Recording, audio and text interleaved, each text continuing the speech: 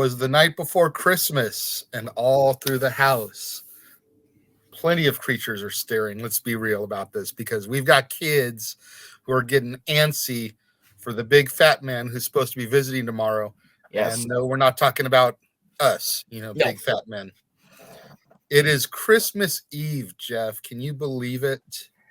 No. Like, it seems like just yesterday that it was January and it was my daughter's birthday, and then it was March and it was your birthday and then your boy's birthday. And, like, it doesn't feel like it should be Christmas Eve already. No, it's definitely been a crazy whirlwind of a year without even trying to sound dramatic or theatrical or whatever. It's been a crazy 12 months, longer than that if you count the world we live in. But it's great to be here at this point. It's the last DADS of the year. We are 8 days as of now from the second anniversary celebration of the Championship Network. I'm so stoked about that show, and just I'm stoked about the things that are coming in that period. Not just my stuff, your stuff, but just everything that's going on right now. And this show I've been looking forward to for a while, so I'm excited. 8 days from the second anniversary of your channel, lest we forget 19 days to the anniversary, the 1 year anniversary of the relaunch of my channel. Exactly. So that's pretty cool too. And who would have thought that I would have had content every single day, a new movie review. If you're joining us today, then you probably just left my review of It's a Wonderful Life, which thank you for watching. Arguably one of the greatest Christmas movies of all time. Yes. But we're not going to talk about Christmas movies today. We did that last year. Yes. Last year we did Christmas movies. Last year we did Christmas songs. Right. This year we're going to talk about the Christmas specials. Those TV episodes or those animated cartoons that really only were designed to air once or twice. Some of them caught fire and have become yearly traditions. Others may have kind of slipped through the cracks and you don't really remember. I just caught fire and went in the dumpster where they belong, in the dumpster fire. And that's completely different type of fire. Right, a different kind of fire. That's right. Hopefully that fire doesn't burn Santa's butt as he comes down our chimneys tonight. Yeah, I've always wondered about that, but anyway. Well, the Santa Claus totally gave us plenty of answers about Santa and the chimney. So yes, as it should. So all questions and inquiries about that should be directed towards Bernard and Santa Scott up at the North Pole. That's right. Curse to your complaints at the top of the hour. That's right. There you go. And if you don't understand that reference, then you didn't watch Renegades Reviews last week, and shame on you. Yes. So, being as how it is a non-wrestling show, even though this jolly old fat man is probably, next to me, the biggest Christmas fanatic that I know. And depending on who you ask, it's neck to neck as who's worse. Right. Without question. The people that live with him will say he's worse. The people that live with me will say I'm worse. Few people in the middle that have never lived with either one of them, it's a coin flip on any given day of the week as to who's worse. But and if we live together, may God have mercy on what's left of your soul. Wow. When we have lived together for Christmas, and trust me, we drove more than a couple people crazy with our multiple traditions. Yes. Mick Foley often talks about his year-long obsession with Christmas. We don't play Christmas music year-round in the house. That's only because and that's only because we have to placate roommates. If it was just me and the boy, I'd be all year. Same. My mom and dad love to tell stories of a young renegade in the middle of June, July, the heat of summer. Oh, yeah. Putting on his John Denver and the Muppets vinyl record. Oh, yeah.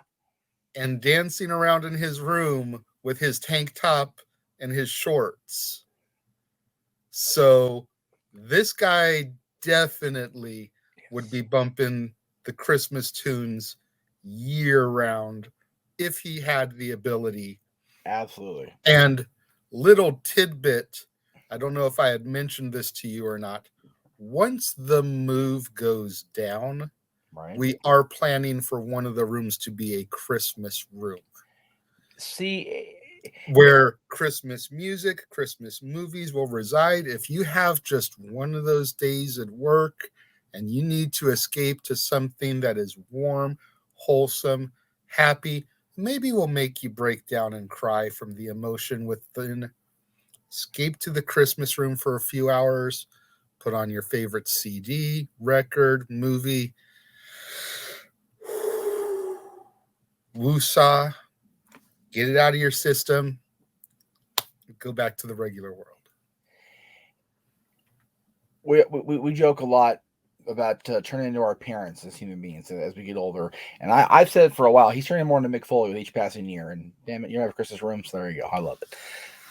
So take it away. What are your top 10 Christmas specials? So I told you this off air, but I'll tell the people right now. I chose to focus solely on television episodes. What I mean by that is I didn't go for the Rankin Basses of the world or anything like that. I wanted to challenge myself to just focus on singular episodes of television where, okay, it's a show that's on all year, but they focus this episode on Christmas or the holidays or whatever the case may be, because it just, number one, I always enjoyed those episodes growing up, and number two, it was a challenge to not let myself go, okay, Rudolph, Frosty, etc. Because that's, for me, that felt like, okay, I know these. I know you have some of those on your list. I'm not saying I'd say at least half of my list is that. So, I'm not even gonna front. No, and nor am I trying to make you or anybody out there watching think that it's lesser than. It's just for me, I wanted to go into my television fan brain and go, okay, I remember this. And a lot of them I had to actually go back, and over the course of the last couple of days, I've actually watched all these episodes back the whole way through. Nice. Because I wanted to see how much I liked them, remember them. Now it's funny. You mentioned, you get that warm feeling deep down inside when you watch Christmas episodes. Number 10 is definitely about a warm feeling down inside, but it doesn't hold up very well. I watched part of it and I'm like, it's funny still. And it definitely gives you the warm, fuzzy feelings, but something warm and fuzzy out of your insides, maybe not the best idea during Christmas. Mr. Hanky the Christmas Poo. It's wow, we're starting off fierce. Yeah, it's very much a South Park show. I mean, that season 1. It's only gotten naughtier and raunchier at Christmas or throughout the whole season with these guys. But the initial outing of Mr. Hanky is just so. Yeah, remember, this is what, 1998, I believe, is when the first season was actually broadcast on television. Like that, yeah. So my 15-year-old impression last got a kick out of this. You look at 38, you go, yeah, put it on your list just to see what kind of reaction you get, Jeff. It's rough, almost as rough as taking a Mr. Hanky, but or as we call it, taking a Jay Miller on my channel anyway. And if Jordan Nolan over here. Well, I was trying to avoid saying current Kings names on the show. That's right. Okay. It reminded me how much I enjoyed the show when I did enjoy the show, and how quickly I could run away when it got like, because it was. I had to refrain myself from singing in the halls. Kyle's mom is a big fat. The whole that wasn't part of this episode, right? But God, Sheila Brofowski bugs to this day. Here I am, almost 20 years later, just like over 20 years later, just like, oh my God, somebody take this bitch out. She bugs, South Park has always been like the complete antithesis of politically correctness. Yes. Which sadly our society has gotten caught up more and more in here in the last 5 to 10 years. Yep. So that's a big reason why this episode no longer works. Right. But amongst many, to turn a literal piece of shit into a Christmas icon is Yeah. something that only Trey and Matt could do. And I don't remember if it's the same episode or not, but props have got to be given to the Kyle song Lonely Jew on Christmas. same one. Same one. Yep. Because holy hell, Yeah. that song is amazing. One of the South Park creators' greatest creations ever. Yeah. It's only not the most intentionally funny, could be considered offensive or humorous, whatever, Jewish related Christmas song, because I have a show coming up later. But man, just like you said, Trey and Matt didn't care. They may care now because the money's rolling in. They didn't care back then. They still don't care. They will good. make fun of anybody. And that's part of what led to Isaac Hayes' departure as chef, because when they wanted to make fun of his beliefs and his religions as a person, he didn't think it was funny. He had no problem making fun of all the other religions. But no. When they wanted to make fun of his for an episode, he took issue with that. Yeah, I mean, Isaac was saying chocolate salty balls till he's raking in what's up for the money, through his front door. But don't get personal with him. No, All right, that's the one episode where I go, okay, I said it. South Park's on my list. I have to deal with this for at least a week now with my son, who I've denounced South Park to for his entire life. So here we go with the week of hell for me. But hey, and spoiler alert, because I don't remember if I've started running my musicals trailers yet or not. Probably, because it's about a week out till the new month. Right. South Park, Bigger, Longer, and Uncut will be covered during Renegades Reviews Musicals Month.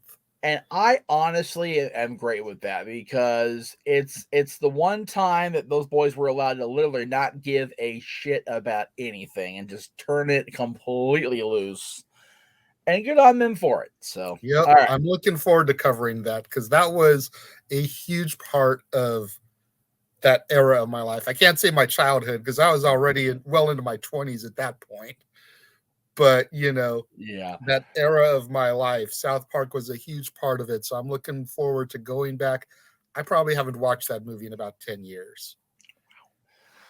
So, okay, so I talked about getting hell from my son for that being on my list. Number 9 also talks about hell for sure, in a couple different ways. Number 9 talks about hell because the main focal point of this episode of this show had been returned from some sort of hell-like dimension in a previous episode. And not only that, but you're going to give me hell for having this on the list, because back on Renegades Recap in early November, we talked about the movie version of this, and we had gotten into a minor little tiff about movie versus TV series. I love both. You don't seem to like the TV series version, so I went ahead and I want to make sure this is on the list just so we can have this discussion of it. Number 9 for me is from season 3 of Buffy the Vampire Slayer. It is the episode called Amends. And I put this on here for mainly one reason, other than what I just said about, giving you hell for giving me hell. And in fact, Angel came back from a hell dimension earlier in this season. This is A Christmas Carol. That's what this episode is. He is, Angel is having visions, dreams, whatever you call it, of his past misdeeds, as far as the people he's tortured, the people he's killed over his years as Angelus, as Angel, his horrible life as a man prior to becoming a vampire. And it's not the ghost of Christmas past, present, and future. It's the first evil getting up in his head, getting up in his brain, and convincing him that he needs to kill Buffy to get back to his killer ways and become the beast that he knows he can be.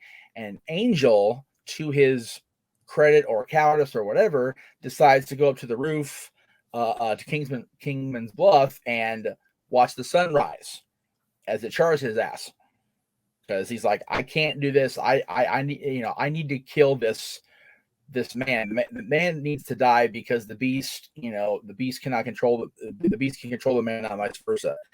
And call it a Christmas miracle, call it a holiday, whatever you want to call it, but in a what had been an unusual heat wave within Sunnydale, as the sun gets ready to rise, the skies darken and snow starts falling over the city. So Angel, the vampire with the soul, who was looking to kill himself a few minutes before, takes the woman he loves, who had been fighting for him to go inside. You have things to exist for. They're walking hand in hand in the streets of Sunnydale with snow falling in what should be a sunny early morning. And I thought, yes, Buffy the Vampire Slayer series can be hokey as hell, without question, on many occasions. But this episode in season 3 was beautiful, and it didn't occur to me it was a Christmas Carol adaptation until I actually watched it again and went, some Dickens shit. Wait a minute. So that's why I included it, because you and I both love Christmas Carol on levels. If you've watched Renegades Reviews this month, clearly you know that. Right. There's so many incarnations of that story and film that I did basically an entire week of it. And I love that, because I was able to watch them all again, as I've been doing with you the last couple of months with your episodes. We get to replay the original Nolan version, which is your version, which I thought was cool that I got the replay of your definitive version. I thought that was kind of neat on the channel last week, so that was cool. Where we go today in the slot, actually. So just very, very cool. Again, it was probably haha that we were talking about Buffy on the first episode of November, and we were just digging at it. But yeah, there are those moments where the series really gets away from the hokey typical sci-fi fantasy 1990s crap and does something like this, and I think it's beautiful. So there you go. Okay. All right, number 8 is another longtime favorite of mine on the show itself and the cast and characters, and they had many an episode featured around December 25th and the ensuing madness of the holiday, literally for these people. In this particular episode, the main character, who is obsessed with Christmas lights and defeating his neighbor in the yearly lighting contest, ends up getting stuck out of town with his trusty sidekick,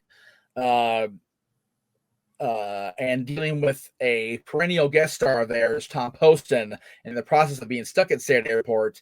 It is Home Improvement. I believe it's season 5. I'll have to go back and look, but 'Twas the Flight Before Christmas. And it's one of those where Tom Poston, God love him, and all he's done over the years, and all the things he's been, all the characters he's been. This character that he, seems to inhabit toward the end, where he would be on a show and he'd be in a small town and he'd be like everything in that small town. He'd be the airline attendant. He'd be the better business. He'd be everything in the town that Tim was trying to get around dealing with. It's like Tom's everything. It was so funny to watch. You can see the expression on Al's face. Even Al, who is usually pretty, he's the one that's gonna be the chill guy. He's like, nah, dude, I'm tired of your shit. I'm wearing flannel and you're making me annoyed. So just so great. And the way it ends with, okay, they finally get to fly home to be with their families in time for Christmas, and they can't land in Detroit because the visibility is so cruddy. And Tim's boys hit that switch, and there's such a light, it's beaming up to the plane and increases visibility so they can land. So Tim is just proud as punch of his boys for winning the contest for the year, because he gave the lights more power. So, and the way the episode starts with them walking out in electrician coveralls and giant masks, it reminded me of a combination of Michael Myers and Kane at the start of the episode. And he flips a switch on those lights and blinds each other so much that Tim's bragging to one statue in the room, and Al's yelling at another statue about Tim's shenanigans. It's Home Improvement encapsulated in its own self. It's beautiful. It's funnier than hell. I always enjoyed tuning in every year to see what Tim was going to do this Christmas. So good. It was like between the Santa Claus and Home Improvement, like you had Tim Allen locking Christmas down. And On the one end, yeah, Scott Calvin was kind of goofy, but he definitely was a lot more traditional, warm-hearted Christmas. Yes. And then over on the hand of Tim Taylor, you had that, you know, my dick is bigger than yours Yes. dad in the neighborhood who just wanted to always show off, Yeah. More power. When you talk about this guy, when we talk about Mr. Hanky earlier, this guy's in a contest with an 80-year-old proctologist. Like every year, he's trying to He literally shove Christmas loses. up this guy's ass. Like seriously, it's just like, oh my god, he's just an old man, Tim. For God's sakes, and just it got crazier and crazier every year. This particular season, they lost one of the wise men to a drop, so they replaced it with Bozo the Clown on the roof. And as Tim's flying in, the light comes on and everything, and they save the day. He goes, "The hell's Bozo doing with the gifts for the Jesus or something like that?" It's just like, again, you mentioned it, Tim Taylor being part of our Christmas every year. And then, we had Scott Calvin and Santa Claus for 3 movies. And then we get Last Man Standing, who it's not on my list this year, but I'll mention because their holiday episodes are fantastic too. And another point where Tim Allen just did not give a shit. Like, okay, I'll be PC. Yeah, right. And just didn't care. I love it. It's great. I'm glad that Fox had the balls to bring the show back after ABC went, I don't think so, Tim. So great set. And I love the crossover they had last year with both Tims on the same show. I love Tim Allen. People will love or hate Tim Allen depending on who you ask. I had a chance to meet him thanks to your hometown's annual Grand Prix through the streets. Met him a couple times at the Grand Prix Long Beach. Great. I mean, he's a car guy. He's going to be at a race, but he was always cool when I was around him, both as a kid and as an adult. So it wasn't just, I gotta be the Tim Taylor guy, so I gotta be cool with the kids. He was always cool with me. So love Tim Allen, and I can't recommend. We talked about his movies ad nauseum last year on the show because we both love the Santa Claus movies, especially me and my. They are on the 23rd, 2nd to the 24th every year without fail for me. I watch your movies out of order this year. I'm not gonna lie. I'm actually watching the Tim Allen movies this week, so because I always watch Santa Claus during this week. That's one of my traditions. All right, enough gushing about the Tool Man. Where are we at here? Number 7. All right, so this one's a little different because, again, I know people that absolutely love this show and people that, say, how can you watch that pretentious, phony nonsense? It's like, because it's one of the best shows of all time. It wouldn't have lasted 10 seasons in that Thursday night must-see TV time slot if it wasn't.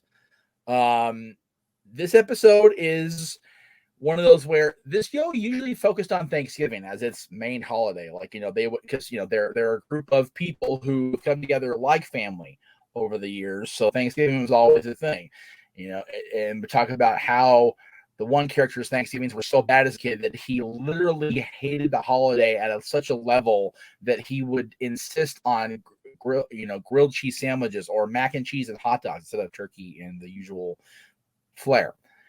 This year, for a Christmas episode, holiday episode, if you will, one of the main characters is deciding to teach his son, who is half Jewish, being his son, about Hanukkah.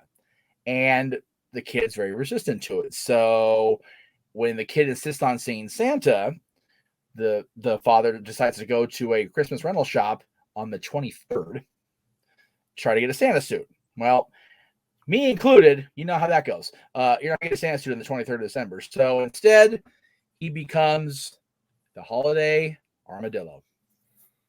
Friends season, I want to say it's, I had the season written down, but I forgot. It's definitely later on because Ben is no longer a baby. He's played by one of the Sprouse twins at this point. I'm pretty sure it was Cole that played Ben during the Friends run. But, and yes, you do see Santa Claus there. Chandler, in his infinite, wisdom, which Chandler and wisdom don't always go together, but it did in this episode, had borrowed a Santa suit from a friend at work because he knew of Ross's struggles to get the Santa suit. So in this episode, we have Monica, we have Ben, we have Rachel and Phoebe, we have Chandler as Santa, Ross as the holiday armadillo, because that's the costume he could get. He turned it into a Jewish character. Again, this is Ross doing Ross things, folks. And then in a cameo, we had Joey, no mask, in a Superman suit. Came in later, which would later cause Phoebe and Rachel to walk in later in the episode when they had darkened the room for the Hanukkah menorah lighting. And Rachel goes, "It's like Easter Bunny's funeral in here."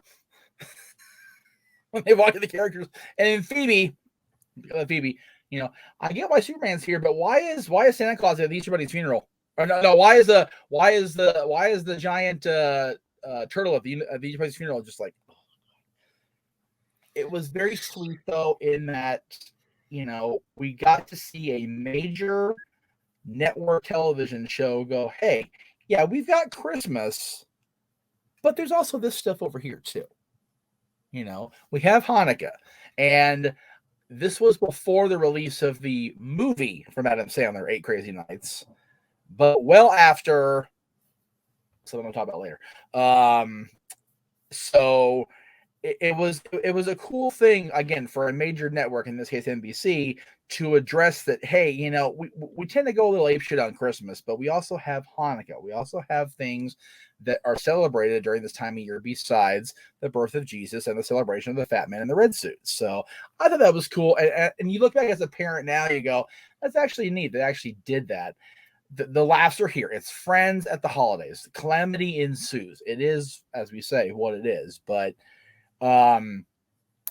I had not watched the full episode in so long. Number one, because when you watch it on Nick at Night or TBS, they cut out the tag scene at the end, so you don't get the final haha. And a lot of times the opening's edited too, so you don't see the full, you know, broadcast version in its entirety until you get HBO Max, which again, a big G. Merry Christmas to you, or Happy Hanukkah, I guess. So it was cool to watch it unfold the entire way through and figure out why exactly he's an armadillo. I never got that until I watched it the last couple of nights. Oh, okay, that's why. Because it's the only thing you get. And I couldn't figure out why the armadillo had to be Jewish over, you know, any other character, but it was literally just a random thing that he had to deal with in his mind. So I enjoy it. I always watch it every year. Of course, you know, they air Friends episodes all year long, so this is on about 254 times a year as it is anyway. But it's cool to actually be able to have streaming services and go, okay, I don't need to watch Friends on TBS for 6 hours when they run it each day. I can actually, you know, go watch something else in the course of my workday and watch this. You can watch Monday Night Raw for 3 hours, which, you know, I'd rather watch 6 hours of Friends, and that's saying something. Lord.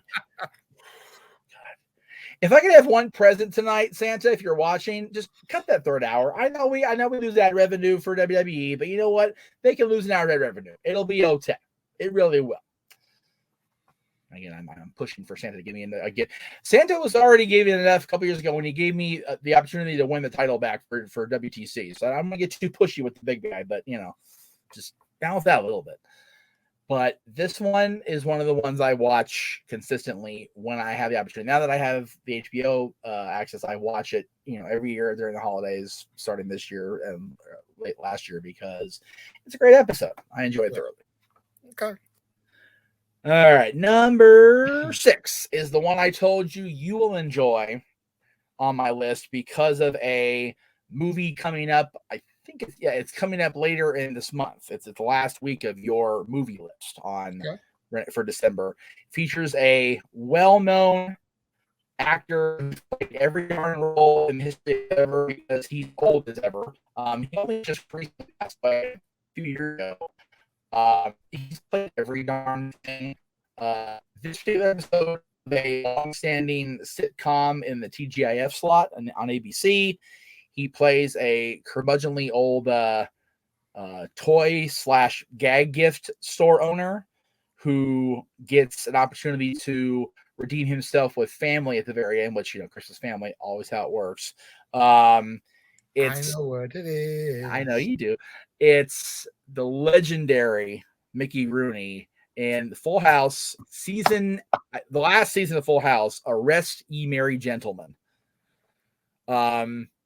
Subplot of this episode is they're going to introduce Nikki and Alex to Santa for the first time, Jesse and Rebecca's twins, and Joey, who you see here in all red, is because he was actually going to wear a Santa suit for the boys.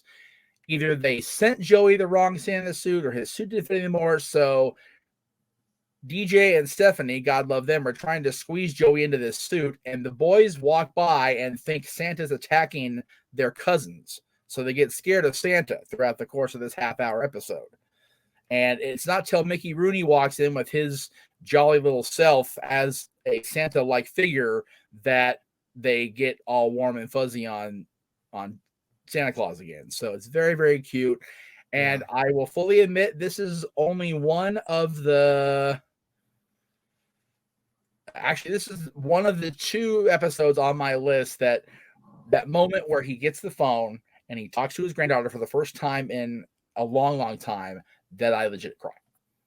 Like, I mean, it's just ridiculous tears because, you know, and again, the perspective of a parent is definitely different than the perspective of a younger fan of the show. Mm-hmm. Man, we all know how it is to be estranged from family and friends and whatever. And he gets that call and this is your grandpa and he listens and a Merry Christmas to you too. And Jesse says Merry Christmas, and he turns, oh, it is a Merry Christmas indeed. It's just like, fudge, God. And God love Mickey Rooney. He can go from being this, old miser, literally, they call him a miser in the episode, which is hysterical, to like just joyful little elf. And I don't mean that in the horrible short sense that Mickey got. No. Just so great to see him in a Christmas episode of one of my favorite shows ever. Yeah, I was raised on Mickey Rooney. Specifically, the movie I'll be talking about later this month, it came upon the midnight clear. And I want to say it was from like 1938, the movie Boys Town. Yep. And there's no such thing as a bad boy. And he was that bad boy in that movie. And, just to have 2 completely different eras of film to watch him in. Yep. And then to see him popping up in some of these things as I was growing up, his cameo on The Simpsons, his cameo on Full House, his cameo in The Muppets, the Night at the Museum series. Yep. Just so cool to see that literally until the day he died, he was still working in Hollywood and considered a living legend. I mean, I discovered him, in a syndicated broadcast of Pete's Dragon, in the 80s, because I was born in the 80s, obviously. So he's, he lived through a lot of his friends and his peers in Hollywood going the path of not being able to deal with stuff. I mainly refer to Judy Garland, obviously, and watching her self-destruct, and he persevered and just had an amazing career and what seemed like an amazing life. So just, you want to talk about a Hollywood child actor success story? Right. See Mickey Rooney. I'm going to say he was a child actor that lived almost to be 100 years old, which in Hollywood didn't happen very often. So and it was successful most of the way. That's the other thing. He was long-lived and successful as a child actor in Hollywood. That gets double, so very much so. And you talk about that moment where he talks to his granddaughter on the phone, right? And I immediately think of the end of Home Alone. Yep. Where the shovel man, the guy that Kevin is creeped out by for the entire course of the movie. Yep. And after having that heart-to-heart with him in the church, going to see his granddaughter sing because it's the only way that he can. And then he gets to see her on Christmas Day. And we talked about Home Alone both of them last year and how much they don't tug the heartstrings. They grab the heart and force it out of your chest, the pair of them, I swear. Awful. And then I looked at that picture of Candace Cameron. I wonder how she hasn't aged a day, like for real. I was going to say, like, neither of the girls. Jodie Sweetin did. I mean, she had a rough post Full House, pre Fuller House years, but even still, they both look ridiculously amazing now. To this day, And I love So, that both Olsen twins are in the picture. That's another isn't great thing. that's exactly why I picked it, because they're both there. I thought that was cute, and you see one, like, you don't really notice her until you look. Oh, there she is. So that was Yeah, done by playing design. I peekaboo guarantee over it. his shoulder. Yep, yeah, that was done by design. I guarantee it, because they always kept that illusion. It was only one of them, so all throughout the series, it's so cool. All right, so number 5, Well I have done, to give. sir. Thank you. Number 5, I have to give the internet shit for. I'll tell you why. Okay. Okay, so I love this series. I always have. I always will. I'm not fond of the Peacock spinoff / continuation, but you know what? It's 2020s Hollywood. I get it. But trying to find a decent screen capture of any of these major episodes of this series without falling on the Zach Morris's trash series is a pain in my ass. Like, I get it, man. That character for the first 2/3 of an episode, more often than not, is a piece of human waste. I get it. Like, but damn it, it is Christmas, for crying out loud. Can we get a little love for the Home for Christmas 2-parter on Saved by the Bell? Instead of me having to find the one decent picture of him with Laura, who we find out later in the first part, at the very end of the first part, is a homeless girl living with her homeless father in their car, with Zach and Santa here. I had to crop this and doctor it like a effer to make it look decent, because every other thing I found was Zach Morris is trash. Like, oh my God, you guys, I get it. Jeez. And I yes, love Zach. I I do too. love I Zach. always have. But I get the fact that, okay, especially when you chop up the episodes the way they do, yeah, you can definitely present the narrative much like that video of Santa Claus is a dick. yes, Chopping up the Rudolph episode. Like, yeah, but so many more times than people want to give him credit for, did Zach have that good heart? right. And yeah, maybe he was a little conceited. Maybe he was a little arrogant. Maybe he was a little bit, selfish. I Right. will never say that Zach Morris was not selfish. Because No.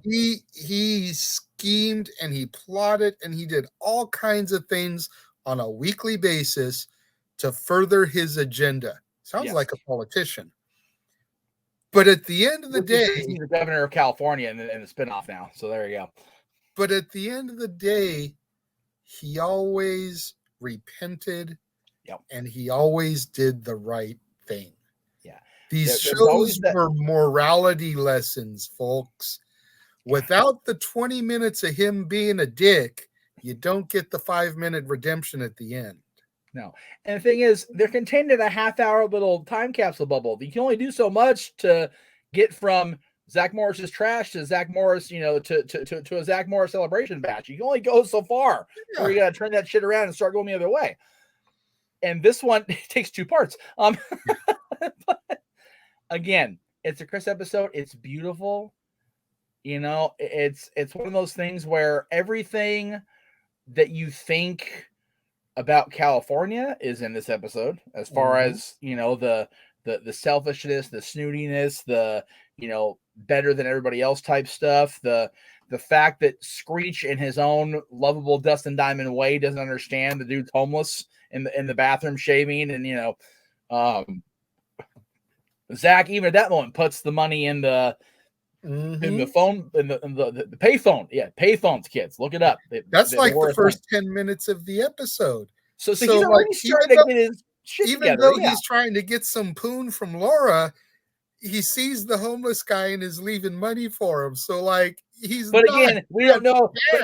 But at that point, Zach doesn't know the 2 paths shall meet until the last 2 seconds of that episode. He's being generous. Right. He didn't have to leave that money.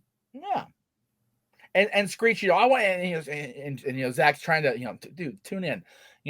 Again, you get the Screech thing with the wedding baby. It just the whole, and again, another Christmas Carol plot. Literally, they're doing a Christmas Carol play in the damn show in the mall. And again, and the owner of the clothing store is a Scrooge. Yeah. Do we ever get Zach's parents together in a single episode besides the wedding? Do we ever get them together?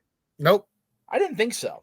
Nope. Because here we get Zach's mom, Zach's dad's out of town or whatever. The episode where Zach's dad, here we go. Here's how far back we go. Where Zach's dad dates Miss Bliss. Yes, there was a pre California season of that show in Indiana.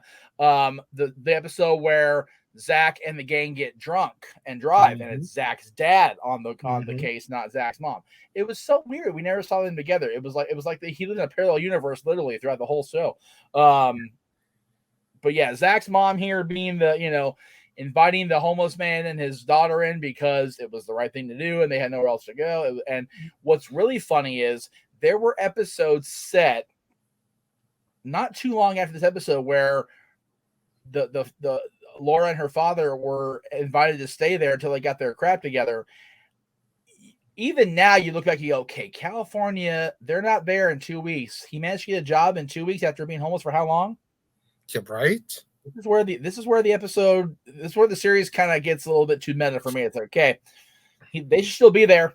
Storyline, at least till the end of the season, like for real. But you got to figure, okay, Zach's mom was a businesswoman. Zach's dad was a businessman. One of them maybe got him into their companies. Could be. Longtime friends with the Turtles, both doctors. Yes, very true. Could have gotten him a janitorial job at the hospital or something. I mean, he knew the layout by that point. He had been a patient, so he knew where he was going. So, again, it could have happened. That's just me being over analytical. I'm going to give the episode praise, but I was going to say 1990s California job market wasn't as bad as it is these days. No, that's very true also. But it was a far cry from the 50s and the 60s where you could walk in the store, take the help wanted sign out of the window, be like, I'm your guy here. Yeah. Oh, okay, let's go talk over money and business and hours. What days can you work? Yeah, no. But again, say what you will about Zach, and I'm sure the people in the comments are doing that right now as they watch this, and God love them for doing it. But and we'll get into this a little bit more when we do your anniversary show. I got into this in depth at the beginning of the year, but I just want to state here again, since we're talking about it, rest in peace, Dustin Diamond. As you said, he was the butt of many a joke, but at the end of the day, when we really search in our souls, as much as we wanted to be Zach, as much as we wanted to be Slater, we were all a little bit of Screech. Oh, yeah. Yep. And he never got appreciated on the show, and as a result had quite the tumultuous career post Saved by the Bell. Right.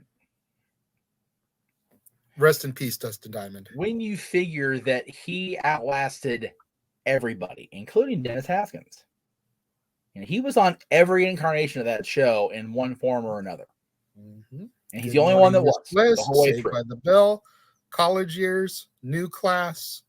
He just wasn't there for this reboot. And he would have been. He was factored in. They talked to him. And from what I read, I don't know when this is going to, as far as when Saved by the Bell is going to start re-airing, but they are going to pay tribute to him in season 2, without question. Supposed to be the first episode, which I believe has already aired from my readings. So, assuming that we're correct on that information and don't have to edit this part out, congratulations to Peacock. And for the rest of the cast, I know there was some serious bad blood for years between the 5 and the 1. And the fact that they were able to put all that to the side to pay tribute in a respectful way to Dustin and the Screech character. Bravo to NBC, Peacock, and all the rest of you. And at the max at that, which was just so cool. Yes. Okay. All right. So number 4 is another one of those long, and I mean long-lasting shows. This show is still on the air, folks. And this is the first episode of that show that we're talking about here. It's been on. It started as a segment within the show in 1987. And on it, you know, and on it goes through its over 30 years, almost 35 now. And it just keeps on rolling because they don't age. They don't really, advance anything, but granted, the episodes now kind of are what they are, right? But back in 1980, I think either 88 or 89, when this episode actually aired, the original episode of The Simpsons, since it was on open fire, this was an awesome way to meet this crazy ass family. Mm-hmm. I mean, you've got Homer working at the nuclear plant for, who we find out later is one of the most evil son of the bitches in the history of television. Unintentionally or not. He doesn't get the Christmas bonus that they're counting on to help with Christmas spending.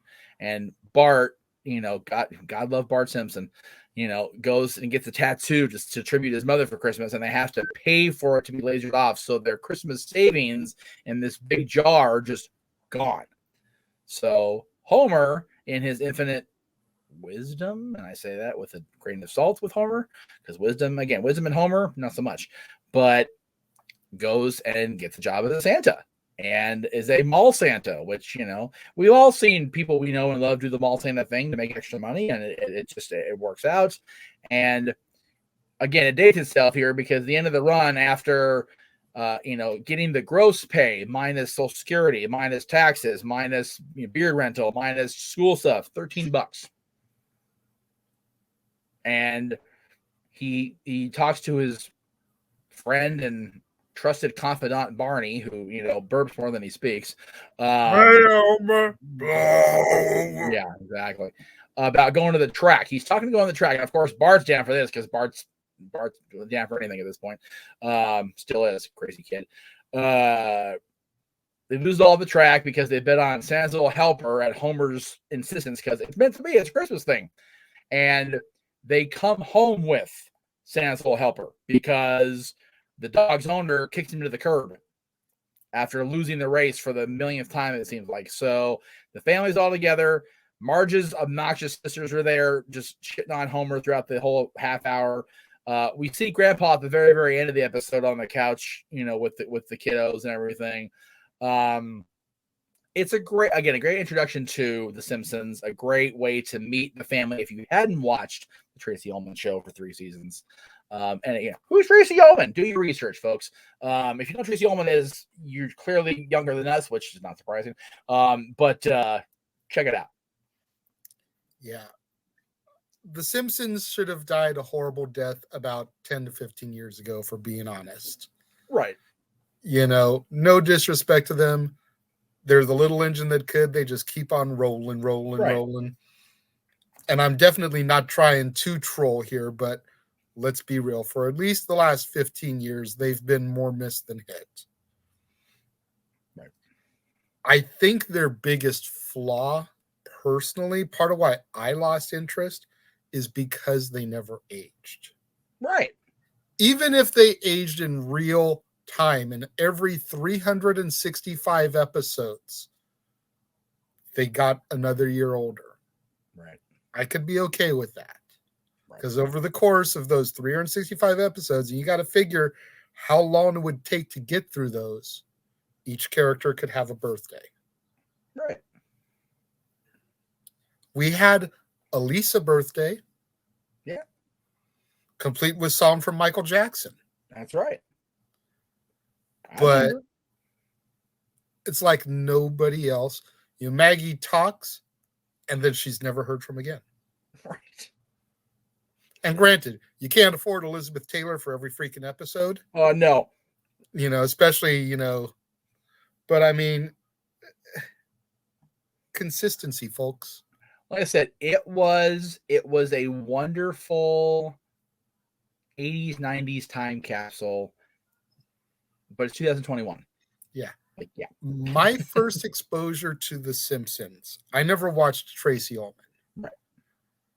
And I hope I'm remembering the correct title of the movie. But I want to say it was Working Girl on VHS.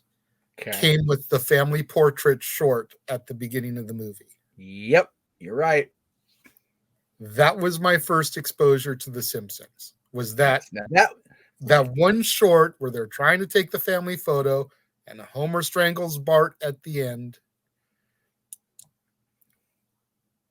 But for at least the first decade, I was a consistent Simpsons watcher. Oh, me too. Yep. After that, okay. Yeah, it took everything in my mom's power to not go off the rails, because me trying to watch Fox at that age, Mary with Children and The Simpsons were the anchors. Yeah, no. Fox was the anti Warm and Fuzzy. Oh yeah, they were the anti-network, man. They were like, all right, we got, even still, every now and again, they were able to bust out that Warm and Fuzzy, and this is a prime example of it. Yes, beautiful, beautiful episode. And you got to figure, they had cops over the years. They had Married with Children. They now have SmackDown, which, better or worse, is the better show right now. WWE, and I dare say it's the edgier show when you have, storylines like we have with the Bloodline and whatnot. So anyway, number 3, we go back to NBC. Okay. And another show that ran primarily in the 90s. I don't think it was late 80s. So it was definitely encapsulated within the 90s. Another one of those, the main characters, a schemer by nature, and, puts his foot in his mouth, as he do. And it's also told in retrospective version, because the series, the season, God dang it, the episode narrative jumps ahead 5 years from where it actually is in the show's story purposes. Okay. It looks back on the kid who's being told the story by his dad, Uncle Phil, to us. It has just been born, and we're approaching his christening in the episode. And as we happen here, the family's talking about what they're getting for little baby Nikki. And if you don't know where I'm going, you haven't got there yet. Took me a minute, but I got there. Yeah. Will Smith, the Fresh Prince, here's all these great gifts. Well, I got the Boys to Men. Oh, you got Jazz, of course, trying to be logical. Jazz and Logic, again, a weird combination in any form. Oh, you got a CD? No, I got them. And he's trying to tell Jazz, yeah, I knew him back in Philly. I got him for christening. And of course, somebody has to overhear it, and it's Aunt Viv, the other Aunt Viv. And she hears it, goes off, goes tell everybody. Ashley's going around to other friends, and Will, of course, is damn moment. So here we go. So then he goes to the recording studio, because they're in town recording a radio special. Again, we're in 1993, kids. And rather than get them booked for the christening or get the moment, Nate recognizes Will as somebody that stole his girl back in the day, and they run him out of the studio. So then Will's panicking. He's frantic. He then steals Carlton's Santa suit, and when he shows it to the studio, it looks like he's wearing Alfonso Ribeiro's size clothes. Gets the guys to agree to it, and then when he pulls away from the microphone, the beard comes down, shows his face, and he has to bail again. So the guys are just mad at him again. Christine approaches, and of course, another subplot is, God love her, and bye, Will's mom and Aunt Helen, show up, both thinking they're going to be the godmother, because they had both been promised it by a, unintentionally goofing off Vivian, and she had said assigns it to Jeffrey, who's not bitching, is not doing anything except, wondering if he missed a spill when his name is called. Unassuming Jeffrey gets the godparent role, which I thought was so cute. And Uncle Phil asks, is Boys to Men here yet? And Will goes to explain that he goofed again, and in they walk. Yep. Singing Silent Night. And I forget which one. I forget the name of the one that actually says it too. But it's not Nate. But one of them walks by and goes, "Merry Christmas, Will." And I kind of pat them on the shoulder, and they all sit down and they listen to these guys sing Silent Night, and it's beautiful, man. These dudes can carry. They can carry a harmony about as well as Will Smith can carry a series or a television show, which, there you go, or a movie series. Just beautiful. And it was my first introduction to their version, their song, Let It Snow. Not Let It Snow, Let It Snow, Let It Snow, but Let It Snow. And that's one of my favorite songs to this day. We talked about it last year. Ditto. Just a great Christmas episode, a great Fresh Prince episode, just a great half hour of television. It's beautiful. Yeah, definitely. I've always gone back and forth with Boys to Men. Yes. There are songs of theirs that I adore and that I can put on, and you will see my fat white ass trying to dance. And then there's other songs of theirs that I'm like, next. Right. Next. It took me a long time to listen to I'll Make Love to You Again because it was so played out at the time of its release. Much like a lot of their songs were right around that time, because you figure they had just had End of the Road, Yes. which took them to superstardom. Oh, yeah. Like beyond where they had already gotten with Motown Philly. Then you had that. Then you had On Bended Knee. And like they just had this succession of those slow jam hits, and they were good. But they got so played out. Yeah. That it's just like, oh my God, it's the retail worker hearing All I Want for Christmas Is You. Right. And having to hear it 35 times in an 8-hour shift. Yeah. That's how those songs got. And it took a long time before I could listen to them again. But when they hit, my God, were they a breath of fresh air. Oh, yeah. And when they missed, and I'm specifically looking at their cover of Yesterday by the Beatles. Thank you. Which is the last track on their second album. Oh my God, did they miss. That is one of the worst things I've heard in my life. Yeah. They hit the broadside of the barn. They hit the barn next door on the next property. Mainly because of Wanye, Nate's brother. Right. Who just does way too much with it. Yeah. You listen. And again, we're not going to try to turn this into a, so. I was going to say, you listen to Paul and how simple the song is. Then you listen to what Wanye did. Yeah. And it's like, no Wanye, that's a bad Wanye. Yeah, no. But this episode, getting back on track here, was just so sweet, so cute. Yes. When you told me where you were going with your list, this was one of the first 2 episodes that came to my mind when I thought about going the same way you did. But I was like, no. If we keep it the way we have it, chances are there won't be any real repeats. Right. And the rate you're going, that was your number 3. I can only think that there might be one double between your last 2 and my list. Okay. So I'm really glad that we did it this way. Definitely. The deeper we're getting into the list. Before you get to your number 2 and 1, I just got to say, well done, sir, because you're hitting some great moments in television history. Yep. And all of these are honorable mentions for me because this is just not the route I decided to go. Right. But I love watching every one of these episodes.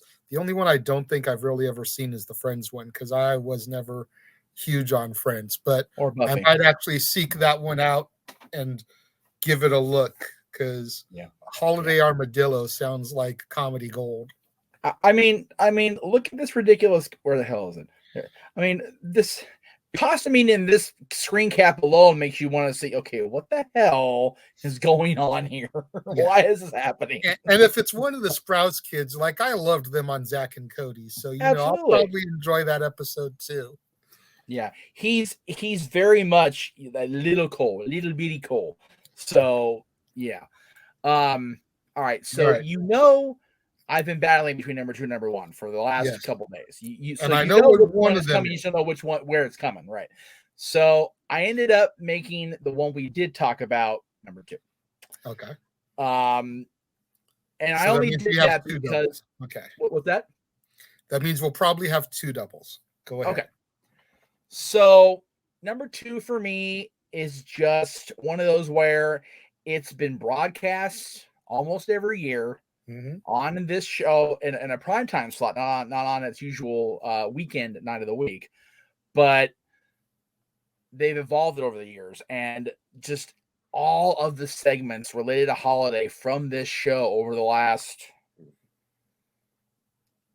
45, 46 years, whatever it's been now, are just absurdly fall out of your chair or your couch, whatever you're sitting in, laughing, because much like Trey and Matt, much like Matt Groening back in the day, much like a lot of shows should be now, or I feel should be now, and some still do, these group of peoples led by Lorne Michaels do not give a damn who they offend at Christmas time.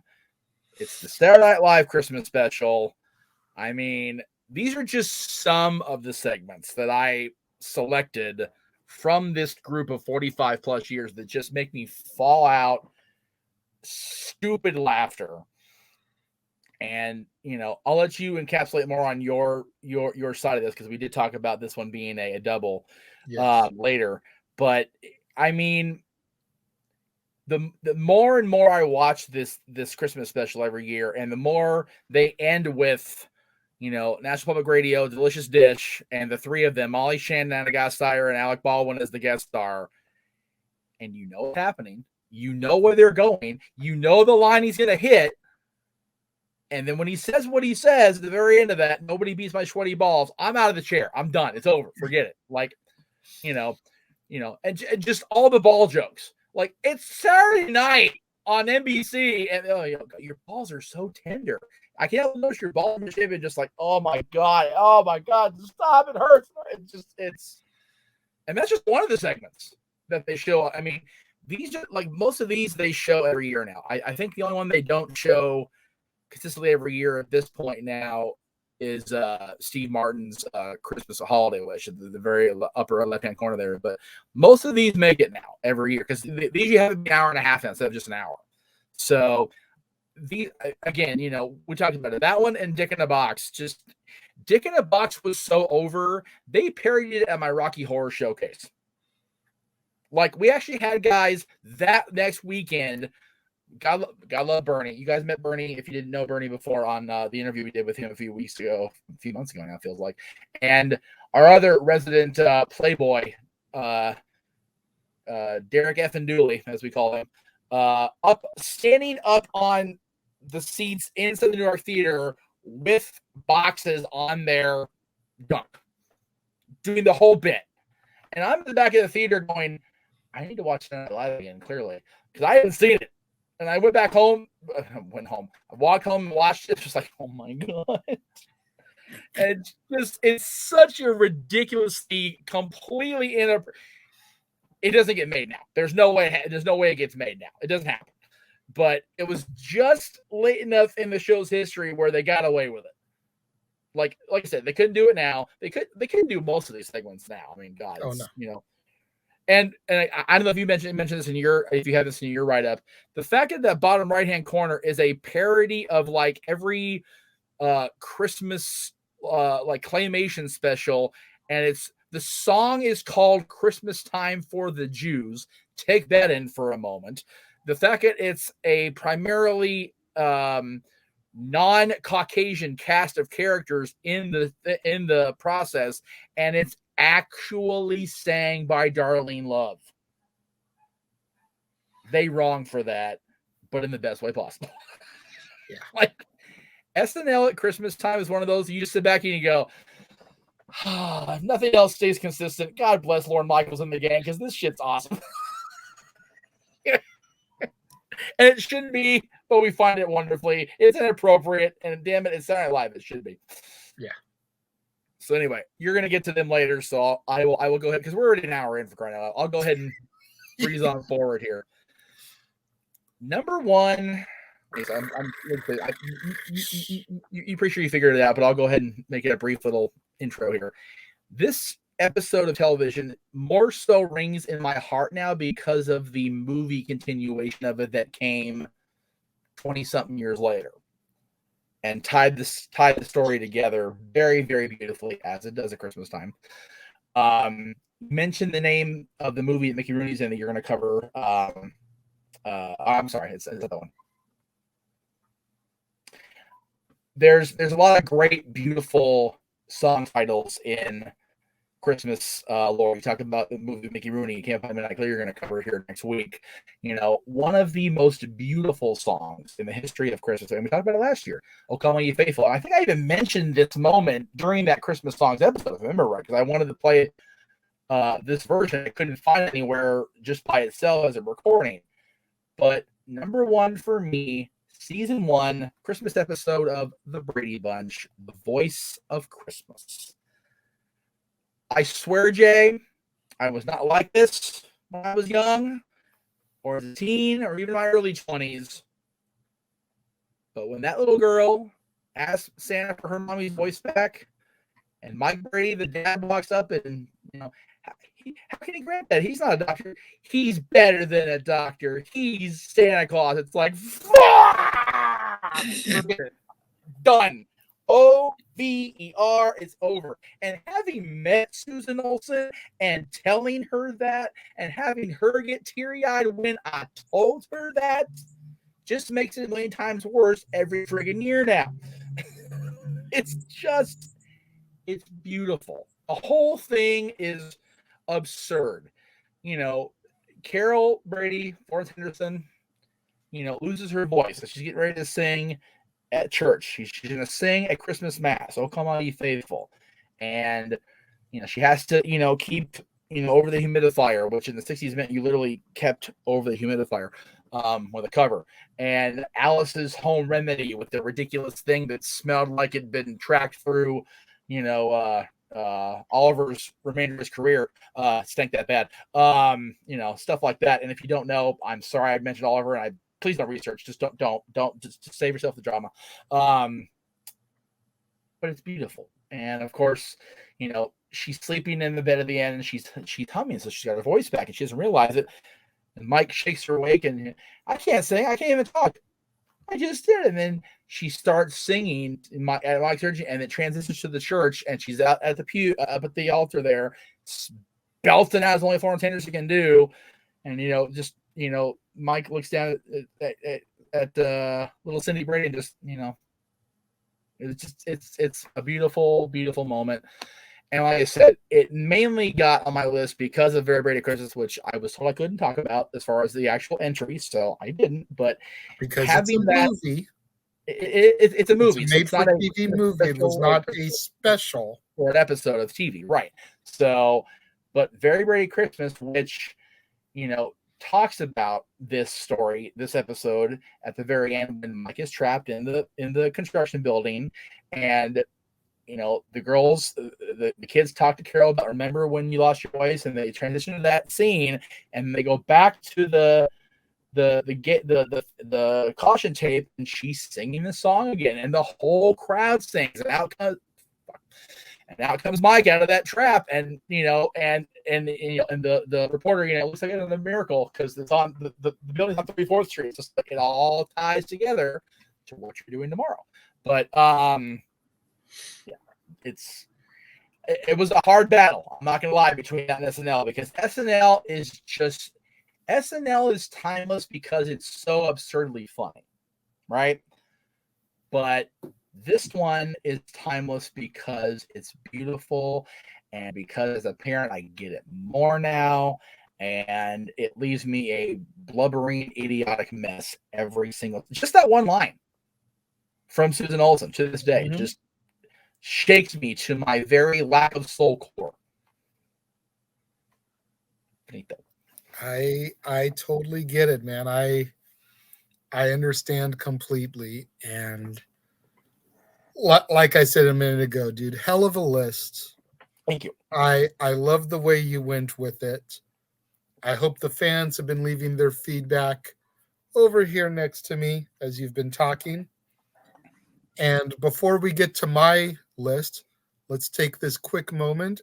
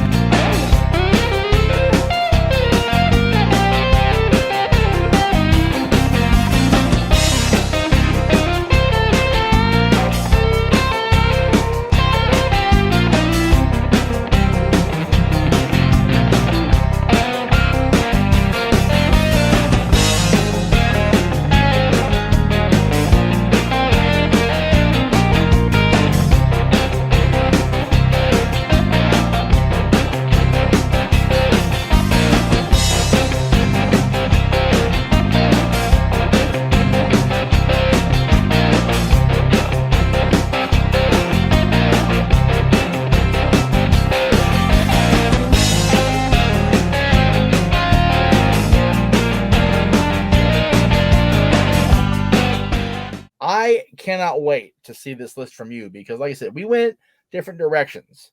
And you mentioned at the top of the show, if you've lived with one of us or both of us over the years together, we're Christmas crazies. So this list, and again, much like the Halloween songs, you're going to get a good variety of stuff here. So if you can't think of something to watch during your Christmas binging, you already got 10 episodes from me as it is. So and you're going to get 8 different ones from me. There you go. So curious to see where we're going to go with Unky J here. Take it away, my friend. All right. Well, I'm a little surprised at myself because I thought my list was more animated heavy than it really was. It's half and half. Oh, okay.